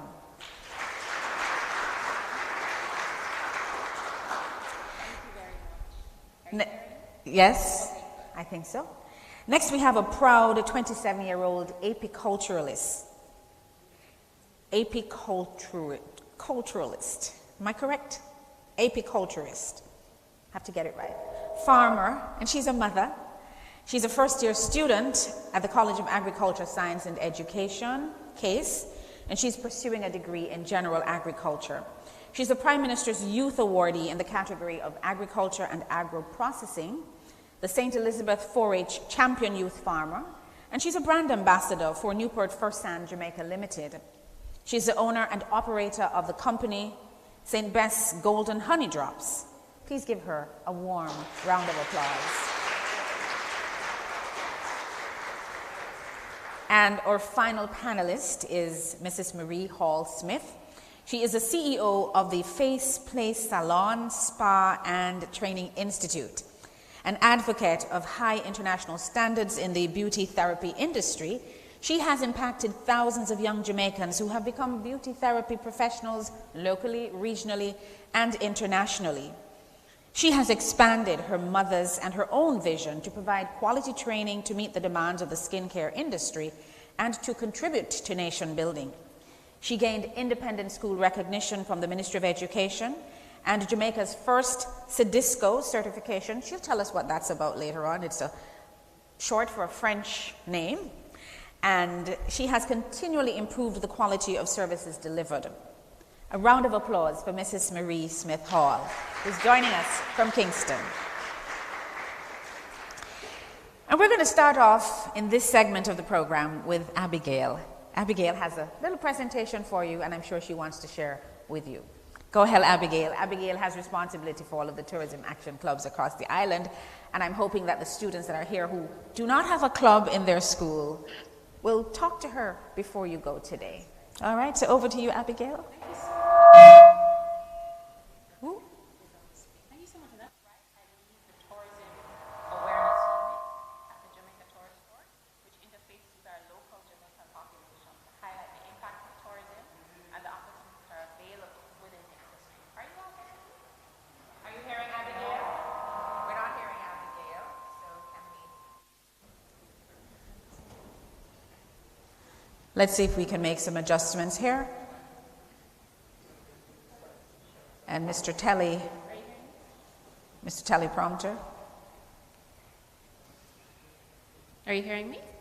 Very good. Okay, so I'll repeat. I lead the Tourism Awareness Unit at the Jamaica Tourist Board, and that interfaces with our local Jamaican population to highlight the impact of tourism and the opportunities that are available in the industry. So I may have met some of you, I've met some of your teachers, and if you don't have a tourism action club at your school, let's talk before you go, okay? So the work of the JTB is the global promotion and marketing of Destination Jamaica. We have offices in Kingston and in Montego Bay, as well as regional offices in the US, the UK, Canada, and Europe. We also establish and manage relationships with travel partners that operate air and sea travel to Jamaica, because the thing about living on an island, you have to fly or take a ship to come into the island. So we spend a lot of time getting to know the markets and the consumer groups that come to Jamaica. So my intention today is to share with you the major trends and the outlook for the industry based on what we know at the Jamaica Tourist Board, to highlight some of the areas for opportunities in tourism. Let's see if we are advancing. Okay, perfect. So coming out of the pandemic, things have changed, right? Over the past 2 years, we went from having our borders being closed completely, we were shut completely, and we were promoting domestic tourism. Then we went on to encouraging our local population to patronize our hotels and our attractions, and we're moving a bit too fast. Right, and slowly, we're cautiously reopening and allowing visitors along the resilient corridors. Now, tourism is expected to recover to pre-pandemic levels this year. So here is a figure for you. We've lost the presentation. Based on travel trends and insights, the outlook for 2022, based on our research and market intelligence, it's predicted that tourist arrivals could grow between 30 to 78% in 2022 compared to 2021. So that's a very big jump. It's a very big growth. After being in lockdown, we're separated from our friends, from our family. People are eager to travel. They want to have new and exciting experiences. And of course, there's all that pent-up demand, which bodes well for the continued growth of the industry. So, as activity is increasing, there's an increased demand for labor and personnel in the industry. So I want to frame by saying there is definitely opportunity out there for job seekers and entrepreneurs. So I'm going to highlight some areas of focus for JTB and how these trends impact the workforce and the job market. And the first thing is health and wellness tourism. And I'm not going to go too deeply into it, but just to give you an overview, in this new age of tourism, people will travel more responsibly and more consciously. If any of you traveled over the past couple of years, it was a different experience, right? You wore a mask, maybe you had on a face shield. I'm sure you were very careful to follow the different guidelines and protocols. Nobody wants to get sick. So a study carried out by Expedia found that the majority of people will select a destination known for strong COVID and safety protocols, and they'll be diligently following those protocols when they do travel. Our priorities in society have shifted towards valuing time, health, connection with others more. All those things were threatened during the pandemic. So health and wellness tourism it really involves persons traveling from their places of residence for health reasons. And Mr. Burchell spoke about the connection between hospitality and looking after people. In this area, we're catering to tourists who visit Jamaica to do medical procedures, maybe at lower costs in their own countries. They also visit spas and wellness retreats. This could also include the production of naturally derived products, teas, herbal remedies, essential oils, all those things that we take for granted, people really value outside of Jamaica. So there is a linkage here with the agricultural and manufacturing industries and, of course, ecotourism. You may hear terms like the white economy that has to do with healthcare and its systems and its offshoots. In health and wellness tourism, there are opportunities for medical practitioners, doctors, nurses, spa operators, yoga instructors, chemists, pharmacists, therapists, entrepreneurs, even farm-to-table culinary experiences. All those things are wrapped up in health and wellness tourism. And research has shown that that particular area is growing at a high rate, health and wellness tourism. And what makes travel special is the experiences, creating memories, connecting with people and places, and people want to feel connected. The demand for romance tourism is strong, with growing interest in couples retreats, getaways. And of course, Jamaica is a lover's paradise. Everybody wants to come to Jamaica to go on their honeymoon, to have their wedding. So think about this, psychologists, relationship therapists, that's all included when we talk about health and wellness tourism. We want you to think really broadly about how you can get plugged into tourism. It's so much more than sea and sand and those career paths that kind of come to mind when you think tourism. It's so much more. We really want to connect your different career paths because all of those things come together to boost our tourism product and it propels our economy forward. Tourists want to connect with each other and they also want to connect with locals, with the culture of the destination. Another figure, a recent travel trends report carried out by American Express found that 81% of persons, 81%, indicated that they wanted to travel to destinations where they can immerse themselves in the local culture. That same 81%, they agree that they want to know that the money that they are spending is going back to the local communities. So visitors are looking for authenticity. And when it comes on to marketing, the Jamaica Tourist Board is looking at a kind of greatest hits approach. People want those iconic places, the bucket list experiences that you see on Instagram, those things that were all off limits during the pandemic, right? During the quarantine. Think of our natural environment. Think about our incredible culture, the things that you can only do in Jamaica. What does this mean for the workforce? Visitors want to connect. They want to connect with you. Mrs. Brown mentioned the shortage in the industry and the need to build up our workforce because we are expecting higher levels of traffic to some of these big attractions. Something else to consider is that visitors are concerned with ease of transportation and getting around the island as they move from these experiences, these attractions. And transportation and scarcity of rental cars is actually a global issue that's being reported on in different countries. People are increasingly interested in ride-share services like Lyft and Uber. Here in Jamaica, of course, we have our registered carriers. We have Judo and our licensed taxis. Reliability and safety are major factors. So as a travel destination, we have to think about these things. We have to pay attention to this area. The spontaneity and the autonomy that ride-share apps afford are desirable to tourists, right?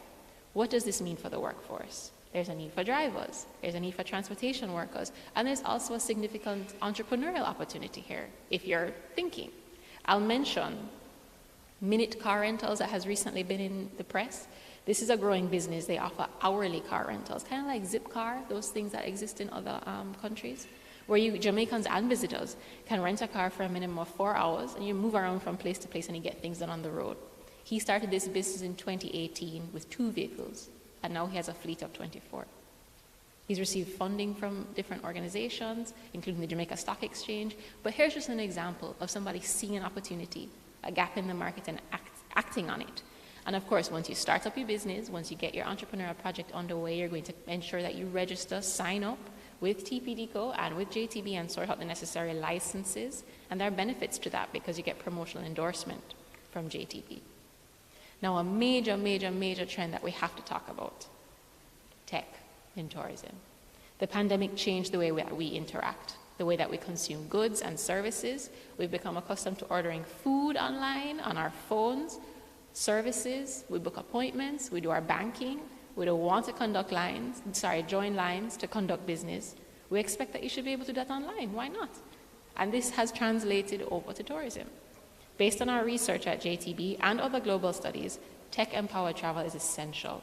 So for all you students interested in IT, consider cybersecurity, data analytics, artificial intelligence, in travel management. We're dealing with people's information. Who was the finance major, right? Don't leave out carbon accounting and the blend of tech and finance. This is all connected to tourism. With the emergence of the metaverse, virtual and augmented reality is increasingly gaining traction. Whenever people tend to drop the word metaverse, who knows what the metaverse is? You know what it is? The metaverse is a group of digital worlds that people can join, you can gather, you work, you play, you communicate through avatars. It's like a virtual, right? Virtual world, virtual reality. And of course, companies and countries are buying up digital land in the metaverse. And it's expected to be this new era of the internet, right? And you may think these things are far away off, but we have to stay knowledgeable or we're going to get left behind. Ms. Brown earlier mentioned the robot bartender on the cruise ship. I've seen roaming security robots that remind you to put on your mask. They sense when you're not wearing your mask, and it says put your mask back on and social distance. It's not that far down the road. It's so important that we stay aware. Over the past couple of years, at JTB, tourism marketing has been totally transformed by the popularity and efficacy of influencer marketing. Any travel vloggers? Any influencers in here? I know you guys have YouTube pages and IGs. JTB continues to engage influencers as part of our marketing efforts to promote Destination Jamaica. And digital marketing is an essential part of our media mix. Don't leave out tourism marketing when you're considering your career options. JTB has a web community management team. We have digital specialists. We have many of whom are managers. Everybody and all of those people engage audiences online. Also, most attractions, most hotels, resorts, they engage their audiences on digital platforms. So they would have need of persons trained in digital media, photography, writing. These skills and your ability to communicate and represent yourself and others is very important in this present age. And we at the JTB were also interested in working with young innovators who are focusing on tourism and tech. Last year, we launched a competition, Entrepreneurship and Innovation in Tourism, a pitch competition. And we had entrants pitch. They shared very innovative means of using technology to address pain points in the industry. And the solutions that they pitched dealt with security, transportation, virtual reality, shopping. So we are very much paying attention to the growth of tech-enabled tourism and using those platforms to develop solutions. Visitors increasingly want experiences to be tailored to them, and they're seeking out personalized expert guidance. Maybe it's the impact of social media. On TikTok, your For You page only shares things that it thinks that you would be interested in, right? Based on your activity. So I'm always getting recipes and viral food challenges on TikTok because I seem to look at a lot of food stuff on TikTok. We're used to always being given suggestions on things you might like this, you might enjoy things. What does this mean for tourism? You as a professional in the tourism industry, you need to be knowledgeable. You need to know about the different elements, the offerings of our tourism product so you can suggest, right? You can advertise. You do that by reading, by staying aware. Follow tourism-related content, both local and international, because we're a global village, on social media. Keep up with what's happening in the industry. And you don't have to outrightly be pursuing computer science or coding or software development, but you should know what the technological advancements are in your area, right? So if you're in cosmetology, if you're in culinary arts, if you're in, give me something else, medical tourism, you should know What's going on? What are the latest cutting edge developments? Mr. Thompson spoke about cross skills, right? And upskilling. It's important that you know about current trends and the next big thing. And of course, through your tourism action clubs, you can stay engaged, you can gain exposure through the different activities that are coordinated. And now the last point I will highlight is the increased infrastructure expansion in the industry. Over the past month, we've heard about a handful of hotel groups that have announced plans to build new accommodations. They want to expand. I know Sandals is opening new properties. Other groups have shared construction plans. The minister has indicated that we are expecting the creation of over 20,000 new jobs. Let that number sink in. Workers should be seeking out training and certification opportunities so you can be ready to fill these jobs, right? And we heard, in the previous panel, we heard about the options that are out there for certification. All those approved and accredited institutions that offer a variety of service areas. So get trained, get ready. You can visit our booth at the back for more info. And for those of us who are joining virtually, you can follow us on social media at TAC Jamaica, TAC Jamaica, and visit our website at visitjamaica.com. I want to share one more thing, and I don't want to take up too much time. Do I have time? Go ahead? Okay.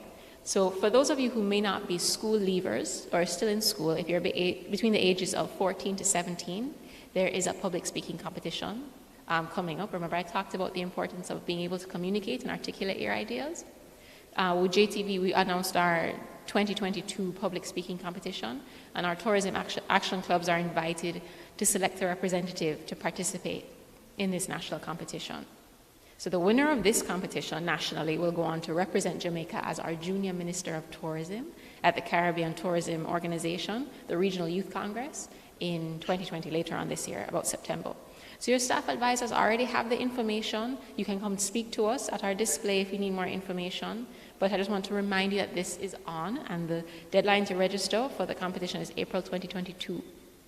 So all of you who are thinking about your future orators, you're interested in political science, here's another opportunity for you to kind of flex those skills. All right? And we encourage all our clubs to participate. So hopefully I've given you something to think about as it relates to how you will ready yourself for the emerging opportunities in the new age of tourism. It's very broad. And with the right attitude, you really can do what you set your mind to. It's not just the traditional jobs, it's not just mixing drinks, as Ms. Brown said. Really, whatever your pursuit is, you can connect it to tourism. Thanks for listening.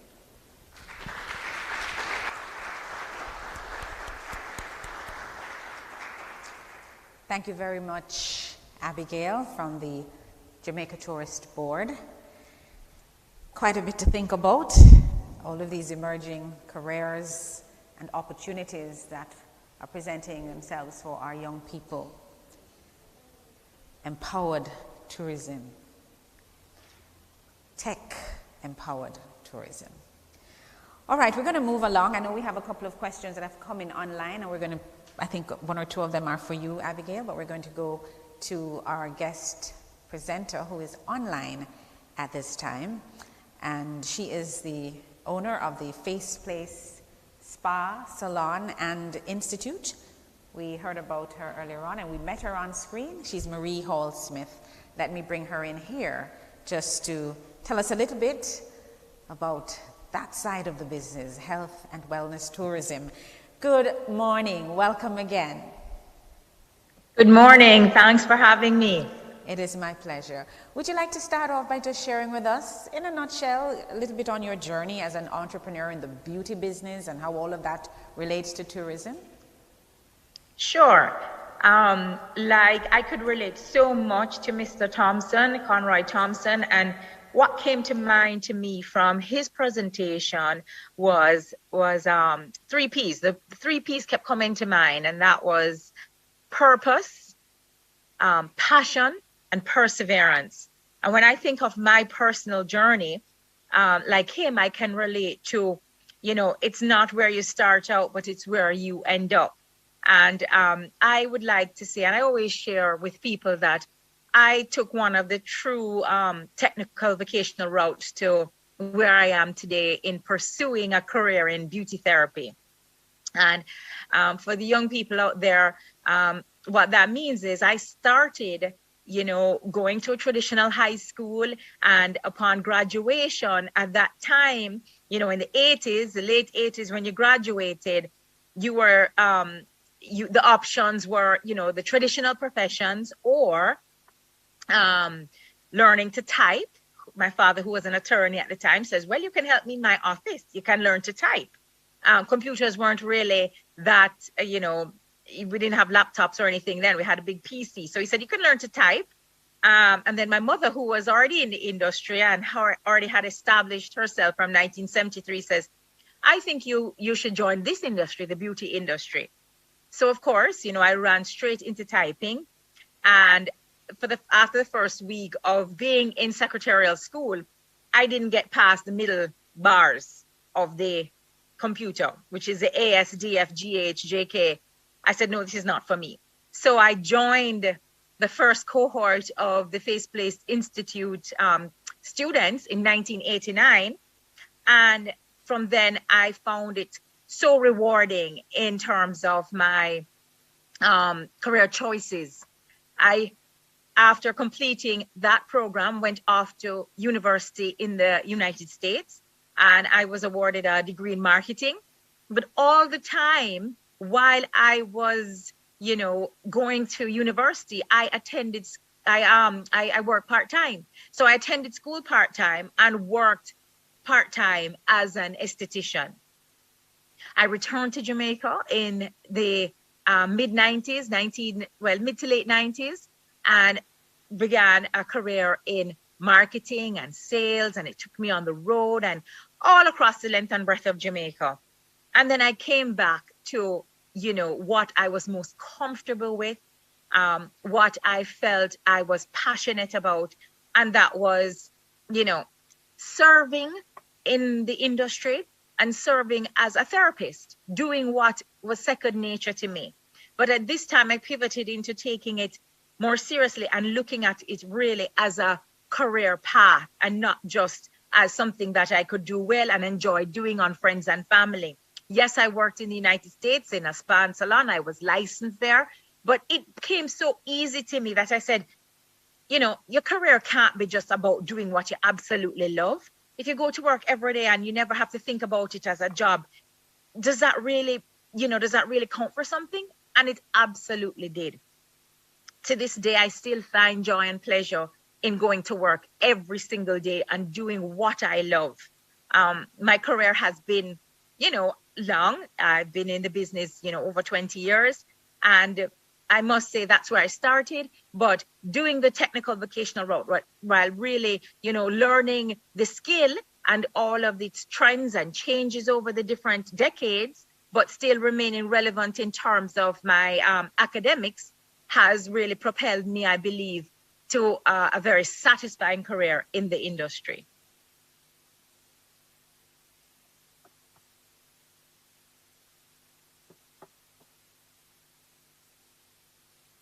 I am not hearing you. Oh, are you hearing me now? Yes? Is that yes. better? Okay. My question was, how important do you believe health and wellness will be when our visitors must choose a vacation destination?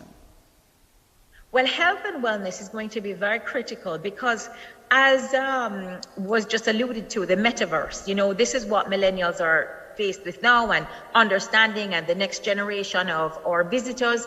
The metaverse is a virtual space, but human touch, interaction, our, cultural uniqueness in terms of our people, our environment, is going to be very critical and important to a traveler's choice in travel, because traveling is going to really have to be determined with those critical factors, because you can travel in the metaverse without leaving your room, without leaving your space, without taking flight. So choice in terms of destination is going to really rely on, the capabilities of health and wellness and human interaction to be able to meet the needs of those travelers. I want to go back a little bit because in my introduction earlier, I mentioned that you were approved for the CDESCO certification. What exactly is that, and what can it lead to in terms of careers in tourism? All right, CDESCO is the world leading accredited organization in beauty therapy. So they establish global standards for certification in beauty therapy. And what this means is that their certificate goes across all borders internationally.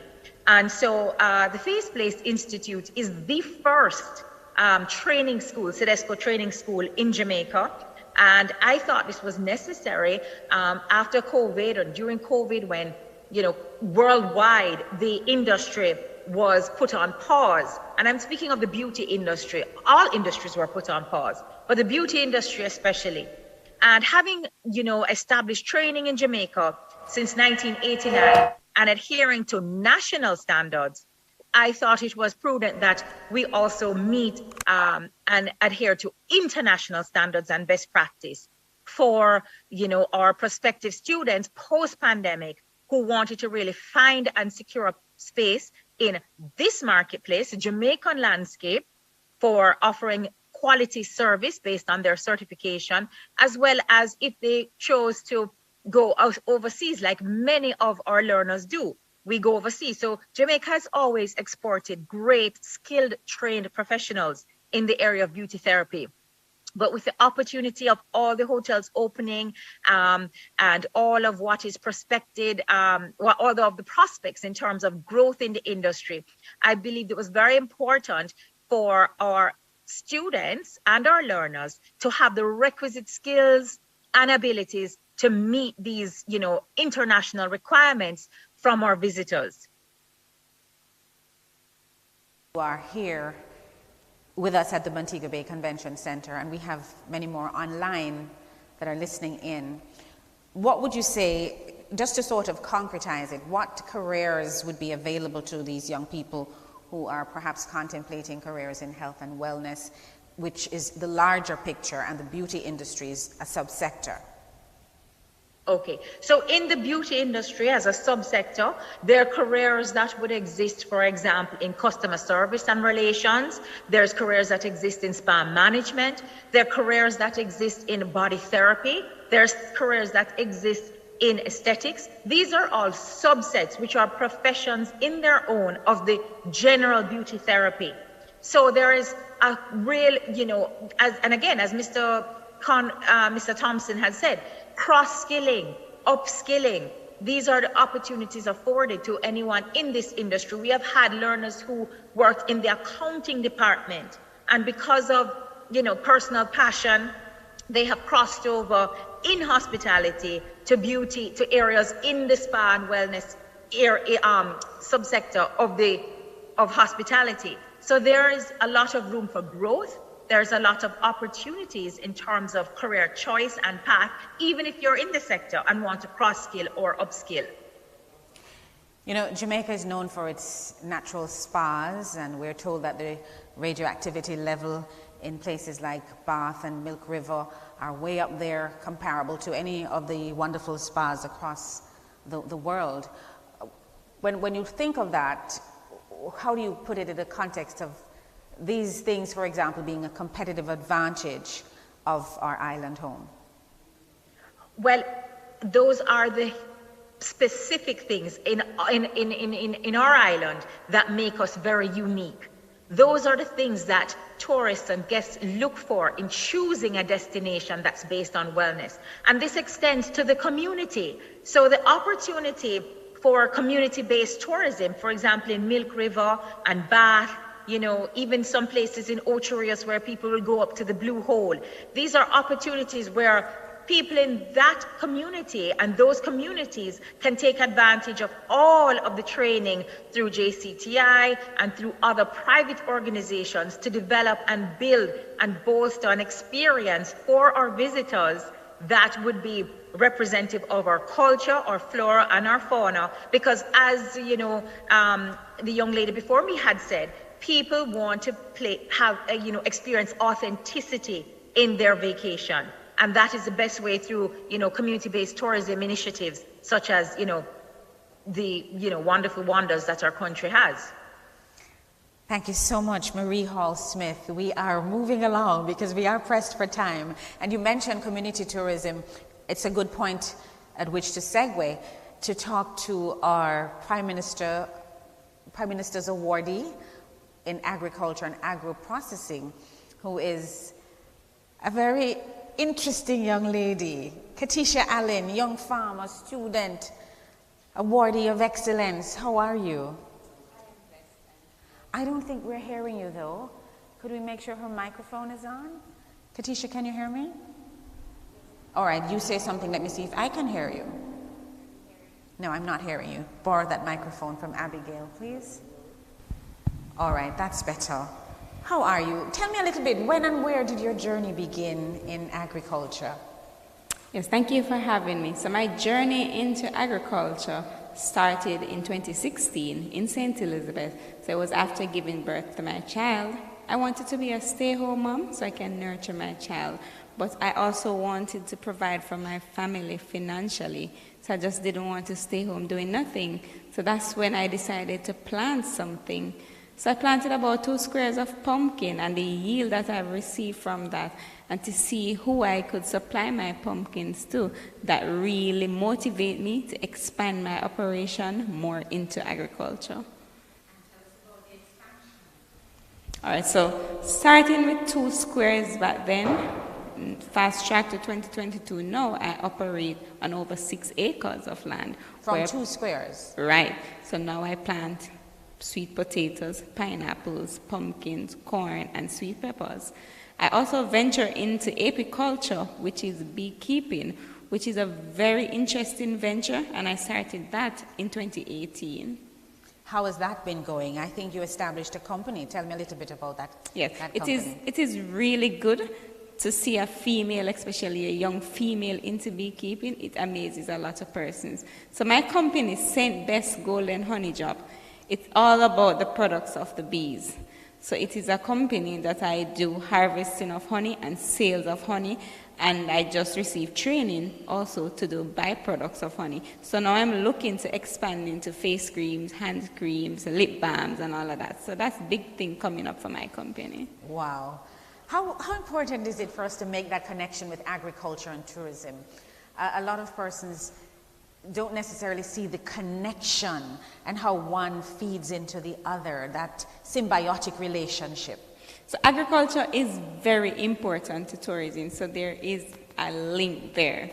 So because when we think about our tourists coming into our island, what they mostly think about is our food. So, they are very interested in our food, and as a small farmer, to provide for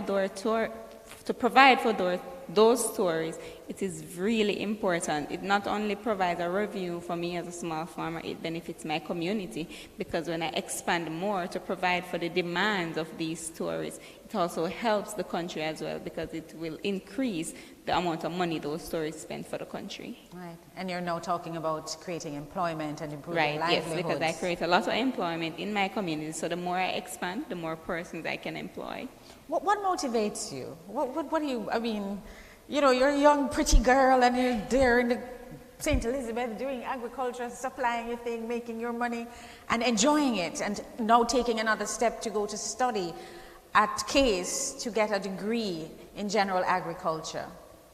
All right, so what motivated me first in the outset, I wanted to provide for my family financially. Mm-hmm. And when I go on my farm and to see things that grows from seedlings to fruits and the yield that I receive, the joy that it puts on many persons' face when they are employed on my farm, it really encouraged me to continue more. So even when I go to my apiaries to check on my bees and I see how amazing they are, especially with nature, you'll go today and they're doing perfectly fine, and next week you go back and you see that honey, and especially when you see that golden honey running out, especially during harvesting season, it really motivates me to continue on the journey of agriculture.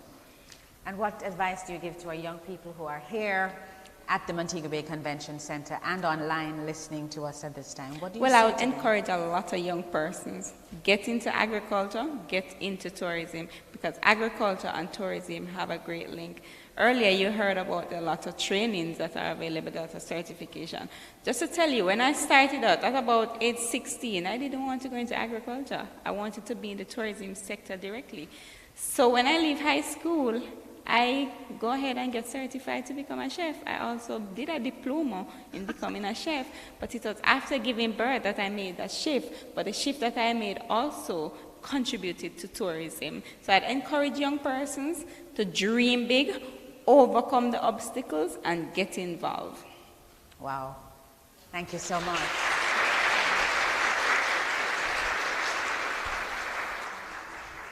We are opening up the floor for questions, for comments. We want to hear from you. We don't want you to come, as my granny would say, come like a dumpling and leave like a Johnny cake.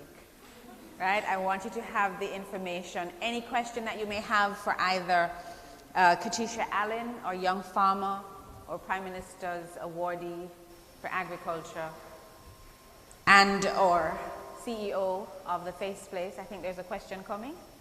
All right, go ahead. Yes. Sorry. There's a question from YouTube. Oral Lawson is asking, how can Marcus Garvey Technical become more of a stakeholder in the tourism industry? What avenues or options do we have to explore? You may want to borrow the microphone. Yes, go ahead. Yes? Okay. Yes, Mr. Lawson, Marcus Garvey Technical recently relaunched their Tourism Action Club, and I know you have a vibrant group of young people. So they are really going down the right path, being connected to us at Jamaica Tourist Board, getting plugged into the different activities that we have going on for our Tourism Action Clubs. I know, Mr. Lawson, that you're prepping the students for the participation in the pitch competition. And really the answer I can give to that question is just to continue being keyed in to what we are doing, to what TPDCO is doing, and being a part of events like this and the other activities that we do have going on. For the past couple of years, some of the competitions were on pause because of the pandemic. So we're very excited to have this public speaking competition and the Caribbean Tourism Organization Regional Youth Congress happening again. So those are all outlets that all the schools can continue to be engaged. All right. Thank you very much, Abigail. Do we have any questions from anybody in the room? Yes, we do.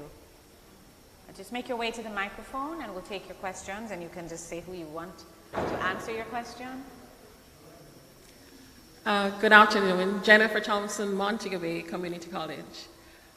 Just speaking directly to the students who are here and the students who are online, that the industry that you are considering to go in, it's a very interesting industry. And regardless of what the passion is that you have, you can make an impact.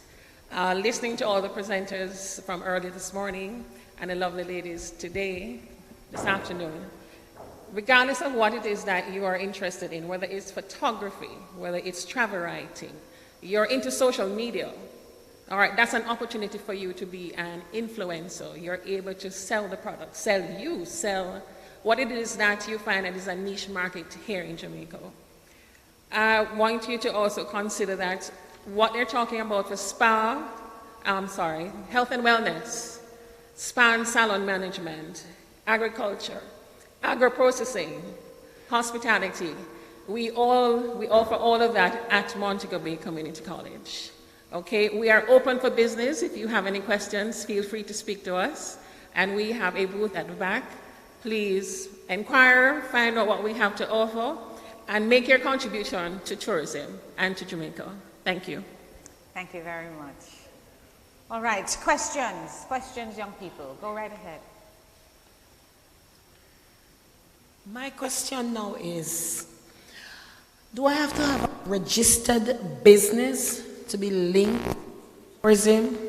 Because I realize that my young farmer, I was just smiling, a farmer in white, I was smiling. But I'm asking a question because during the COVID time, I launched my poultry business. And I'm doing eggs now and meat. And I'm not yet registered because I just start out. as a second supplementary income. What I'm asking you, if I want to supply, say, a hotel with 500, 600 pounds of chicken, do I have to be a registered business, licensed and registered? Because I'm doing it in Novo. Do I have to be licensed and registered to get the linkage to sell my poultry to the hotels? My answer to that would be yes. My answer to that question would be yes. You want to be a registered business. And the thing is, when you're a registered, legitimate business, there are other avenues that you can benefit from. So for example, we at TPDCO, we do assessments of different tourism entities for the Jamaica Tourist Board. And when the assessment is done, whether it is for health and safety, for security, all of the different criteria, once that is done and the JTB has licensed, for example, let's say a small bed and breakfast, they benefit greatly from the marketing support that the JTB is able to provide them. Okay, so my question now, is there an entity at the Jamaica Tourist Board or TPDCO that assists young entrepreneurs to get their license so they can go on and start? Is there a section in the industry that say, okay, here is a young farmer, here's a young YouTuber, here is a vlogger or a blogger. But what can we do to help this person to be registered so they can be part of this new thing that is being pushed? There is a present program that is running. It's a collaboration between the Jamaica Social Investment Fund and the Tourism Product Development Company is the tourism arm of that particular program, and the Rural Agricultural Development Authority is the other arm of that program. So one speaks to the tourism entities and the other speaks to agricultural entities. I'm not sure if you would have missed that boat because I know that program is up and running now, but it is really to help small, medium, even micro enterprises to get assistance, whether it is technical or financial, to help to build and to grow their businesses. I know COVID would have probably put a little damper, but I know they're back at the drawing board and that program continues. There's also help available through the Ministry of Industry and Commerce. So talk with me after and I can perhaps share with you some information on the READY program, that's Rural Economic Development Initiative program, which is a program spearheaded by the Jamaica Social Investment Fund, but which relies on a collaboration between the Rural Agricultural Development Authority for persons who are in the agricultural sector and the TPDCO for persons who are in the tourism sector. All right? Hope that helps. Your question, Mr. Cornwall. Yes, I am just in awe of the amazing stories that I've heard today. I'd like to personally extend a great thank you on behalf of all these people here for dedicating your time to us and sharing your information. We're greatly appreciative of it. Seeing that all the panelists here are women, I thought to myself, was there any time coming into the industry that you were not appreciated or not taken seriously? Was there ever an issue breaking out in the industry? Tourism, that is. I think that question would be for Katisha. Is there ever a time when you were not taken seriously when you said you were going to get into agriculture? Well, at one point in time, because when I was going into the beekeeping industry especially, I started with one hive of bees. And for a young female to be going into that industry, persons would laugh and think I am not serious. Because I was determined, so I had a goal in mind. I set boundaries. I've set standards, what I want to achieve. So upon receiving the Prime Minister Youth Award, a lot of persons did not know what I have achieved from then, because you know the bees are always in the bushes. So a lot of persons don't know. So going into it, a lot of persons would laugh, and especially as a female. I remember one point in time, I got so many stings that I was swollen. So they would laugh and say, why the bee sting on your thing, you to swell up. So at that point, even the stings motivated me to continue, because as I said, I know what I wanted and I have a goal in mind. And one of the things that I perhaps need to also mention, remember she's a champion 4-H'er from St. Elizabeth, you know. And 4-H, having been a part of 4-H myself for many, many years, I know that that is an organization that helps to build not just agriculturally related skills, but life skills and character. So again, I think that would have been a plus for you, which would have kept you motivated and achieving.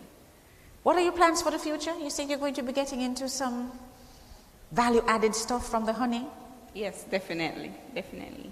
And that would call for things like research and development and all of that.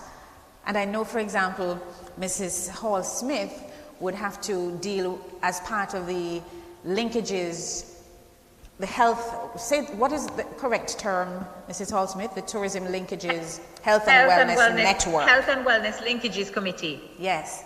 Being a part Health of and that, Wellness Linkages Committee. Being a part of that, I'm which sure you're seeing a lot of youngsters who are coming forward with all kinds of products using our local herbs and spices, and you know, they're making masks from coffee grounds and aloe vera and all kinds of things, guinea hen weed, and you know, just using our local natural products. And that's another avenue which feeds directly into the beauty therapy industry and by extension into the tourism industry.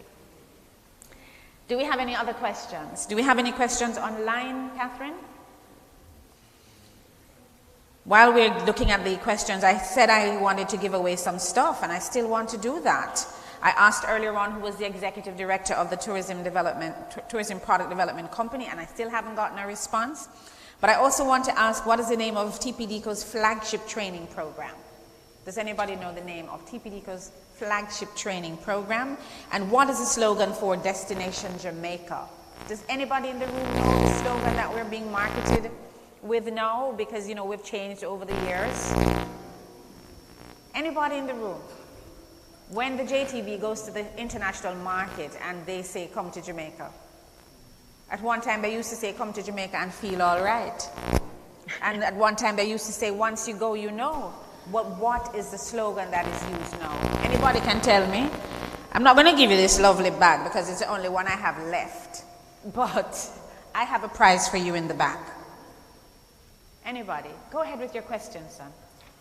All right, good afternoon. I think it's afternoon. No, it isn't. Oh, it's still morning? Yes, it's still morning. All right, we end at afternoon. So my question is for the lovely lady in the middle. I forgot her name. Abigail. Abigail. All right, so I know that there are some schools without the Tourism Action Club. So, you know, I wanted to give them an idea of some of the activities that as a club we embark in. So before she answers that question, how you have so many things on your lapel, on your chest? You know, you have 50 badges there, man. You know, I'm very active, so. Wow.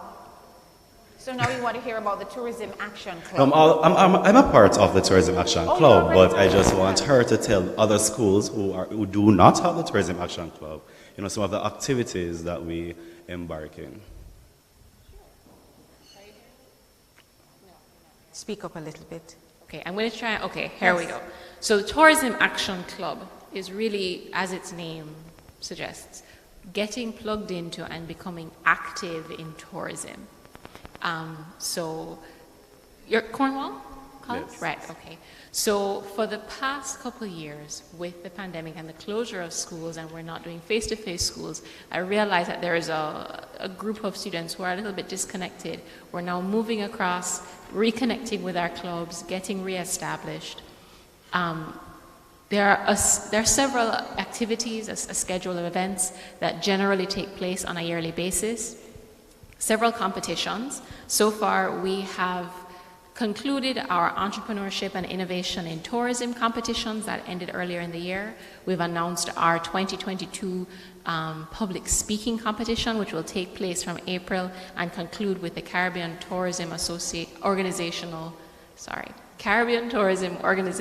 Regional Youth Congress later in the year.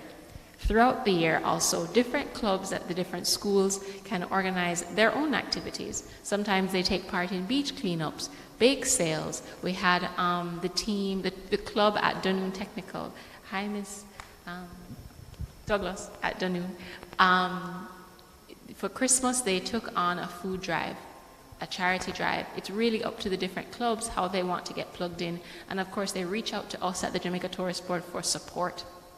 So if it is that you need help with getting in touch with maybe some of our tourism industry partners, you want to go and visit a hotel, you want to organize a beach cleanup, we also assist with making sure you get your badges, making sure you can conduct your induction ceremonies. We were recently with the group at Monroe at their Tourism Awareness Day and Career Day.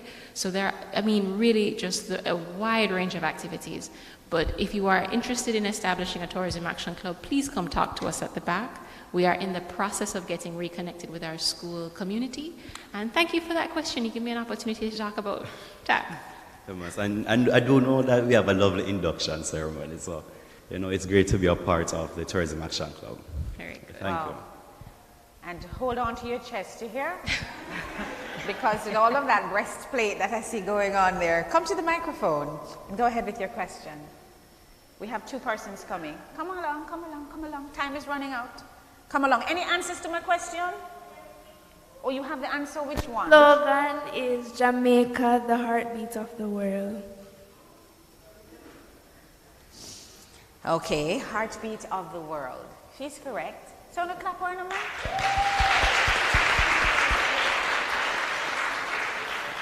Boo-doo-doo-doo-doo. Boo-doo-doo-doo-doo. Heartbeat of the world. Go ahead, sir. Good morning.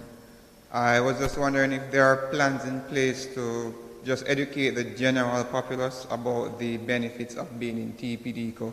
I know that you have it in schools based on what I've heard here, but like persons that may be out of school at the moment and are looking for opportunities, are there any plans to reach those persons?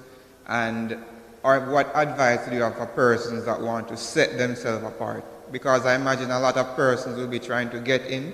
How do you set yourself apart as a business or as a company so that you can become more attractive and more successful? Well, I'm going to allow Abigail to take the first part of the question, which has to do with the awareness and what it is that we are doing to sensitize Jamaicans on a whole. I believe a lot of work is being done in that area, even as we emerge from the pandemic. Correct. But that, yes, more can be done. So, yes. Abigail, what's So you're happening asking about awareness and raising the profile, highlighting to persons who are no longer in school. Correct. Right. So the tourism action clubs, you're quite right, are for secondary and tertiary level schools. Now that we are coming out of the pandemic and we can gather again, we are very much turning our attention to having more forums, having more opportunities to engage with the different stakeholders at the community level in particular. I know a focus of ours for this year is community tourism, persons with an interest in entrepreneurship. I mentioned tech, also persons with disability, persons in the industry. So yes, we do have things coming, and you do have to be a little patient with us. We've been in the pandemic, and now as things open up, we're looking forward to reconnecting with you. But please don't leave before you have a chat with us at the booth. Or TPDCO also has a business development unit, and through that business development unit, which is part of our product development and community tourism department, we assist persons at the community level. We work with clusters, and so we try to go into communities, we look at the assets that they have, we look at the interests that they have, and we try to channel different supportive groups. So for example, you may go into a community and there is a cave experience, and somebody else has some transportation, and somebody else has a little gastronomy thing, a little cooking thing that they can do. Maybe it's a farm to table experience, whatever it is. But we at TPD could do that kind of work, and in terms of our public awareness, we have some specific products. One of them would have been our tourism summer intern program. We've not had it in the last 2 years because of the pandemic, but we have placed thousands and thousands of young people in various tourism entities across the island in all our resorts to give them an opportunity to be immersed in the industry, to see the workings of the industry, to get an experience, and to be able to take a decision from up close as to whether this is something that they want to do. Some of the properties will have them going around from one department to the next, so they get a little feel for everything. And we also have, for example, our national tourism quiz for students in the primary level. And that's an opportunity to share tourism information with even the youngsters who are themselves able to go home and share that information with their families, their parents, and so forth. So there are lots of different products, and it's work in progress. And as we emerge from this pandemic, I'm sure that the activities will pick up and will be expanded, you know, so.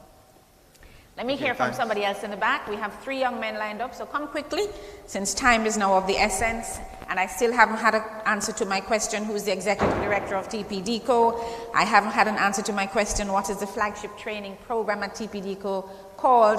And I wanted to ask Mrs. Hall-Smith, almost said Smith-Hall, Hall-Smith, what would be the requirements to pursue the beauty therapy program that she spoke about earlier on. So Ms. Marie, please be on standby with an answer to that question as we hear from our youngsters at the microphone. Right, so good morning everyone. I am Curtis Glennon from Cornell College. To your question of who the Executive Director is she Georgia Robinson? No, Georgia Robinson is our Director of Corporate Services, not our Executive Director. But she acted for a short stint. Oh, okay. So you're not too far. You're another one with the breastplate of badges. Oh my goodness. Okay, man. All right, so you're not quite correct. Come along. A pleasant afternoon. And a pleasant good morning to you. Oh, morning. Yes, morning. I am Xavier McFarlane. I I'm the president of the Tourism Action Club at Cornell College. Woot, woot. So, make some noise for him, man.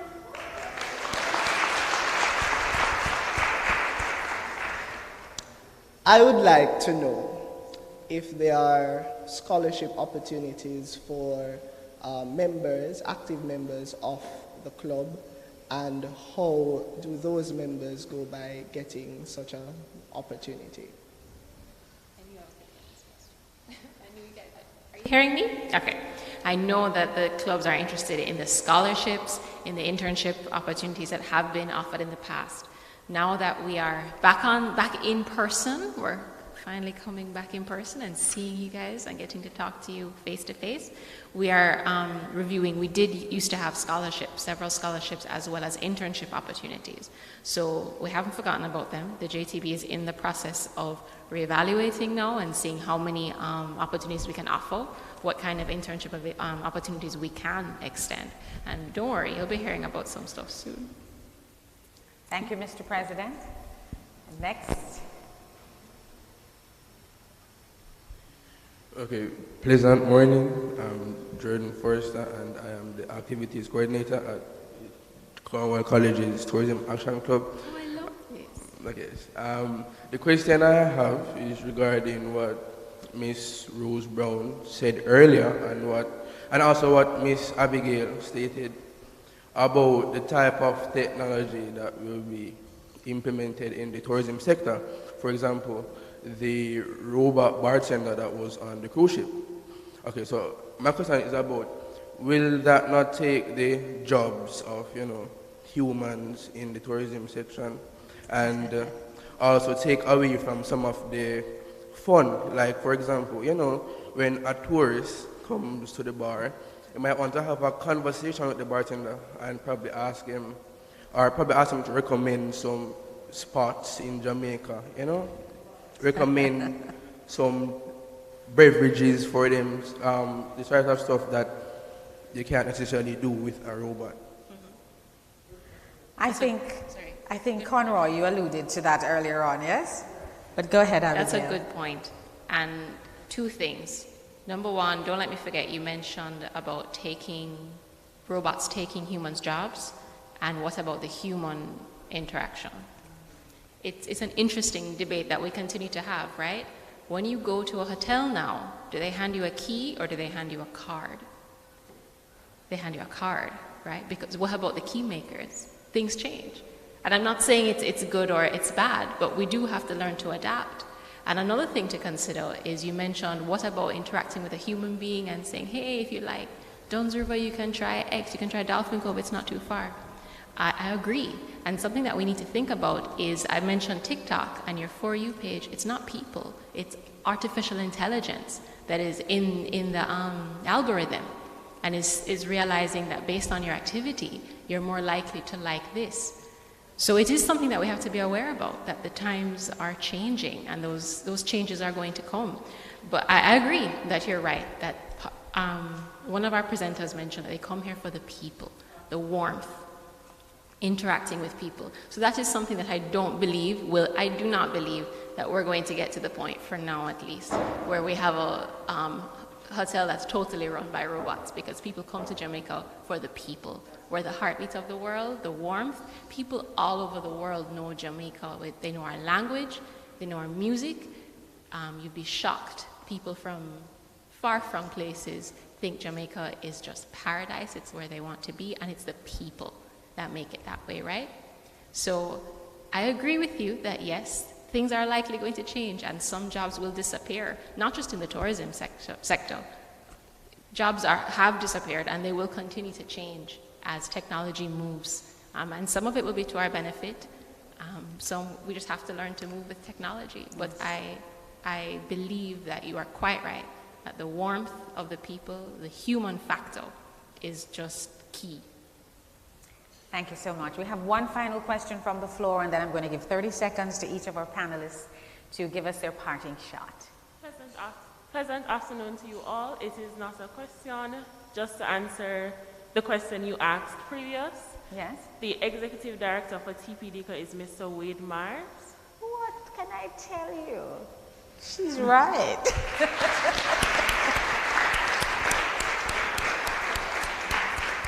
You are indeed correct. Congratulations. Not too sure what you have won for yourself, but I do know that we have some lovely prizes in the back, and we're happy to share that with you. And just before we wrap up, let me go back to our lovely lady from St. Elizabeth, who's going to just give us her parting words as we get out of here for this morning. Katisha Allen. So when we think about agriculture again and we think about our tourists, when tourists come here, they think about the spices, the flavor of our food. So farmers play a very important role, and I just want to encourage farmers, especially young farmers, to get on board, step up your game so we can satisfy the demand of our tourist industry. Thank you so much. Well said. And Marie Hall-Smith is online. She's at the Face Place Institute over there in Kingston. Your final words for us this morning, and of course in that parting shot, just tell us the general requirements to pursue a degree, a certification in beauty therapy. Okay, to pursue a certification in beauty therapy or any of the professional units that come under the general umbrella of beauty therapy, you would have to be a high school leaver holding a certificate or diploma from some secondary institute, or if you are a career changer or you want to cross skill, you would have to, present, your pretty much numeracy and literacy competence. And then we take it from there. My parting words with the audience of lovely, bright gentlemen and ladies is identify, your purpose. Pursue with passion and persevere. Once you encompass those 3 P's in your path to professionalism, you can only be successful. So I just want to share that with you and wish you all continued success, and thank you for the opportunity for being here. Always remember, your career depends on the school you choose. Thank you. And it's more like 5 P's, your path to professionalism. Make sure you have a purpose, passion, and make sure you persevere. Thank you so much, Mrs. Marie Hall-Smith, CEO of the Face Spa, Salon, and Training Institute. And you get the last word, Madame Abigail Henry from the JTB. Okay, my final words are to you to think broadly about tourism, to think about what it is that you like to do what you are good at, what your niche is, and see how you can plug into this very broad industry. Look for the gaps and the opportunities in the industry and capitalize upon them, right? It doesn't matter if somebody is already doing it. You can learn from what has been done before and make a space for yourself. I hope that I've gotten you to think broadly about tourism. Thank you so much. And because I don't want to go away with all of the goodies that I brought here this morning, I'm going to ask 2 other questions. I believe they're easy questions and you should be able to answer them. In fact, we said this one time and time over earlier on in our program. What does the acronym JCTI stand for? Okay, go ahead, answer at the microphone.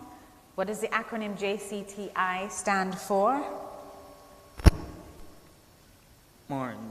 It stands for Jamaica Center of Tourism Innovation. All right, give him a round of applause.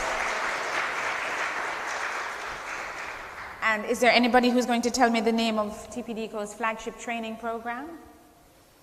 Go right ahead to the microphone, go on. Oh, you have the same answer to the same question? Okay, so you're on your phone, you have data, good. Good for you. Go ahead. Good morning. It's Team Jamaica. Yes, take me advice, make we country nice. Join Team Jamaica. I hope Renee is making a note of the winners so that we can share these prizes. And now we have our vote of thanks, yes? I'm not so sure who has been asked to do that job, but Xavier McFarlane. Xavier, can you just go to the microphone and do the honors for us as we wrap it up from our tourism talk this morning? Diversifying our skill sets for this evolving tourism industry. Go ahead, Xavier. Over to you. Good afternoon. It's afternoon now. I got it right. Okay, so I was called on behalf of the TPDCO to say thanks to the participating schools who came out today. The participants on the virtual platforms, Mr. Conroy Thompson of Round Hill Hotel and Villas, Floyd Burchell of Couples Resort, Coral Rose Brown of Jamaica Center of Tourism Innovation, Abigail Henry of the Jamaica Tourist Board, Marie Hall Smith of the Face Place, Katisha Allen of St. Bess Golden Honey Drops, Jamaica Information Service, team led by Tashawn Hewitt Stennett, Public Broadcasting Corporation of Jamaica, DJ Alric for the entertainment, Montego Bay Convention Center, the members of the media, and other service providers. Boundless thanks.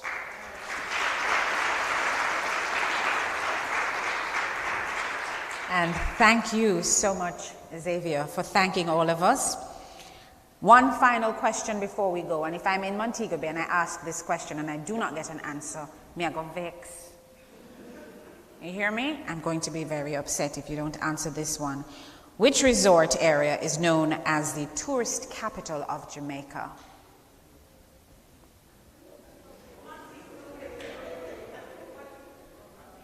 So can somebody go to the microphone, because I can't give 7 prizes. And again, it's Montego Bay. Montego Bay. Also marketed as the complete resort.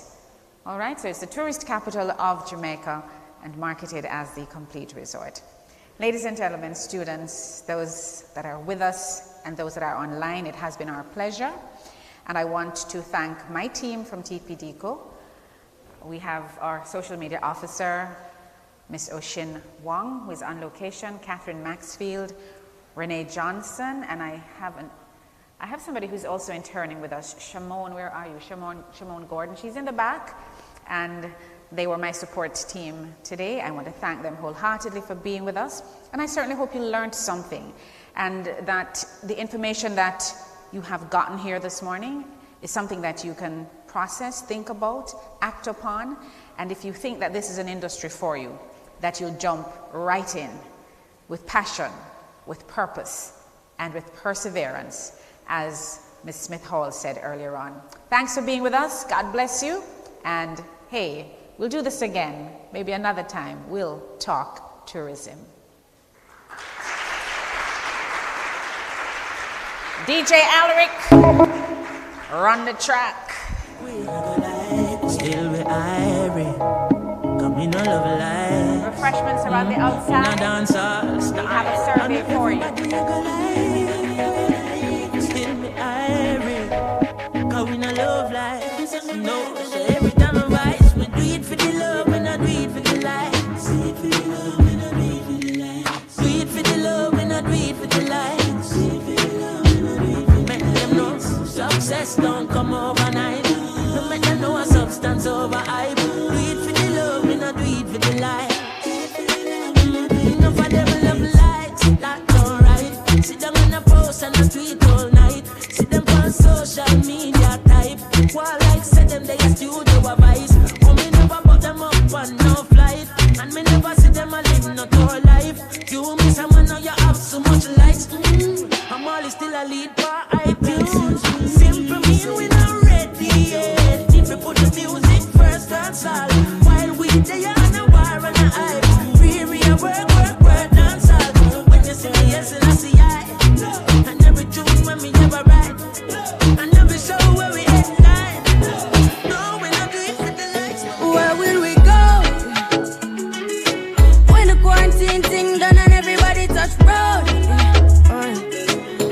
We gonna start, pull up in a fast car, yeah. And a fast start, make you want the fast part, yeah. I know you're feeling me, you know I'm feeling you. So what now we feel do, yeah. Hey fancy, oh your heart state, now no vacancy. Last time see up on FaceTime, chatting up the place, bout in my relationship. Me I go put you on live.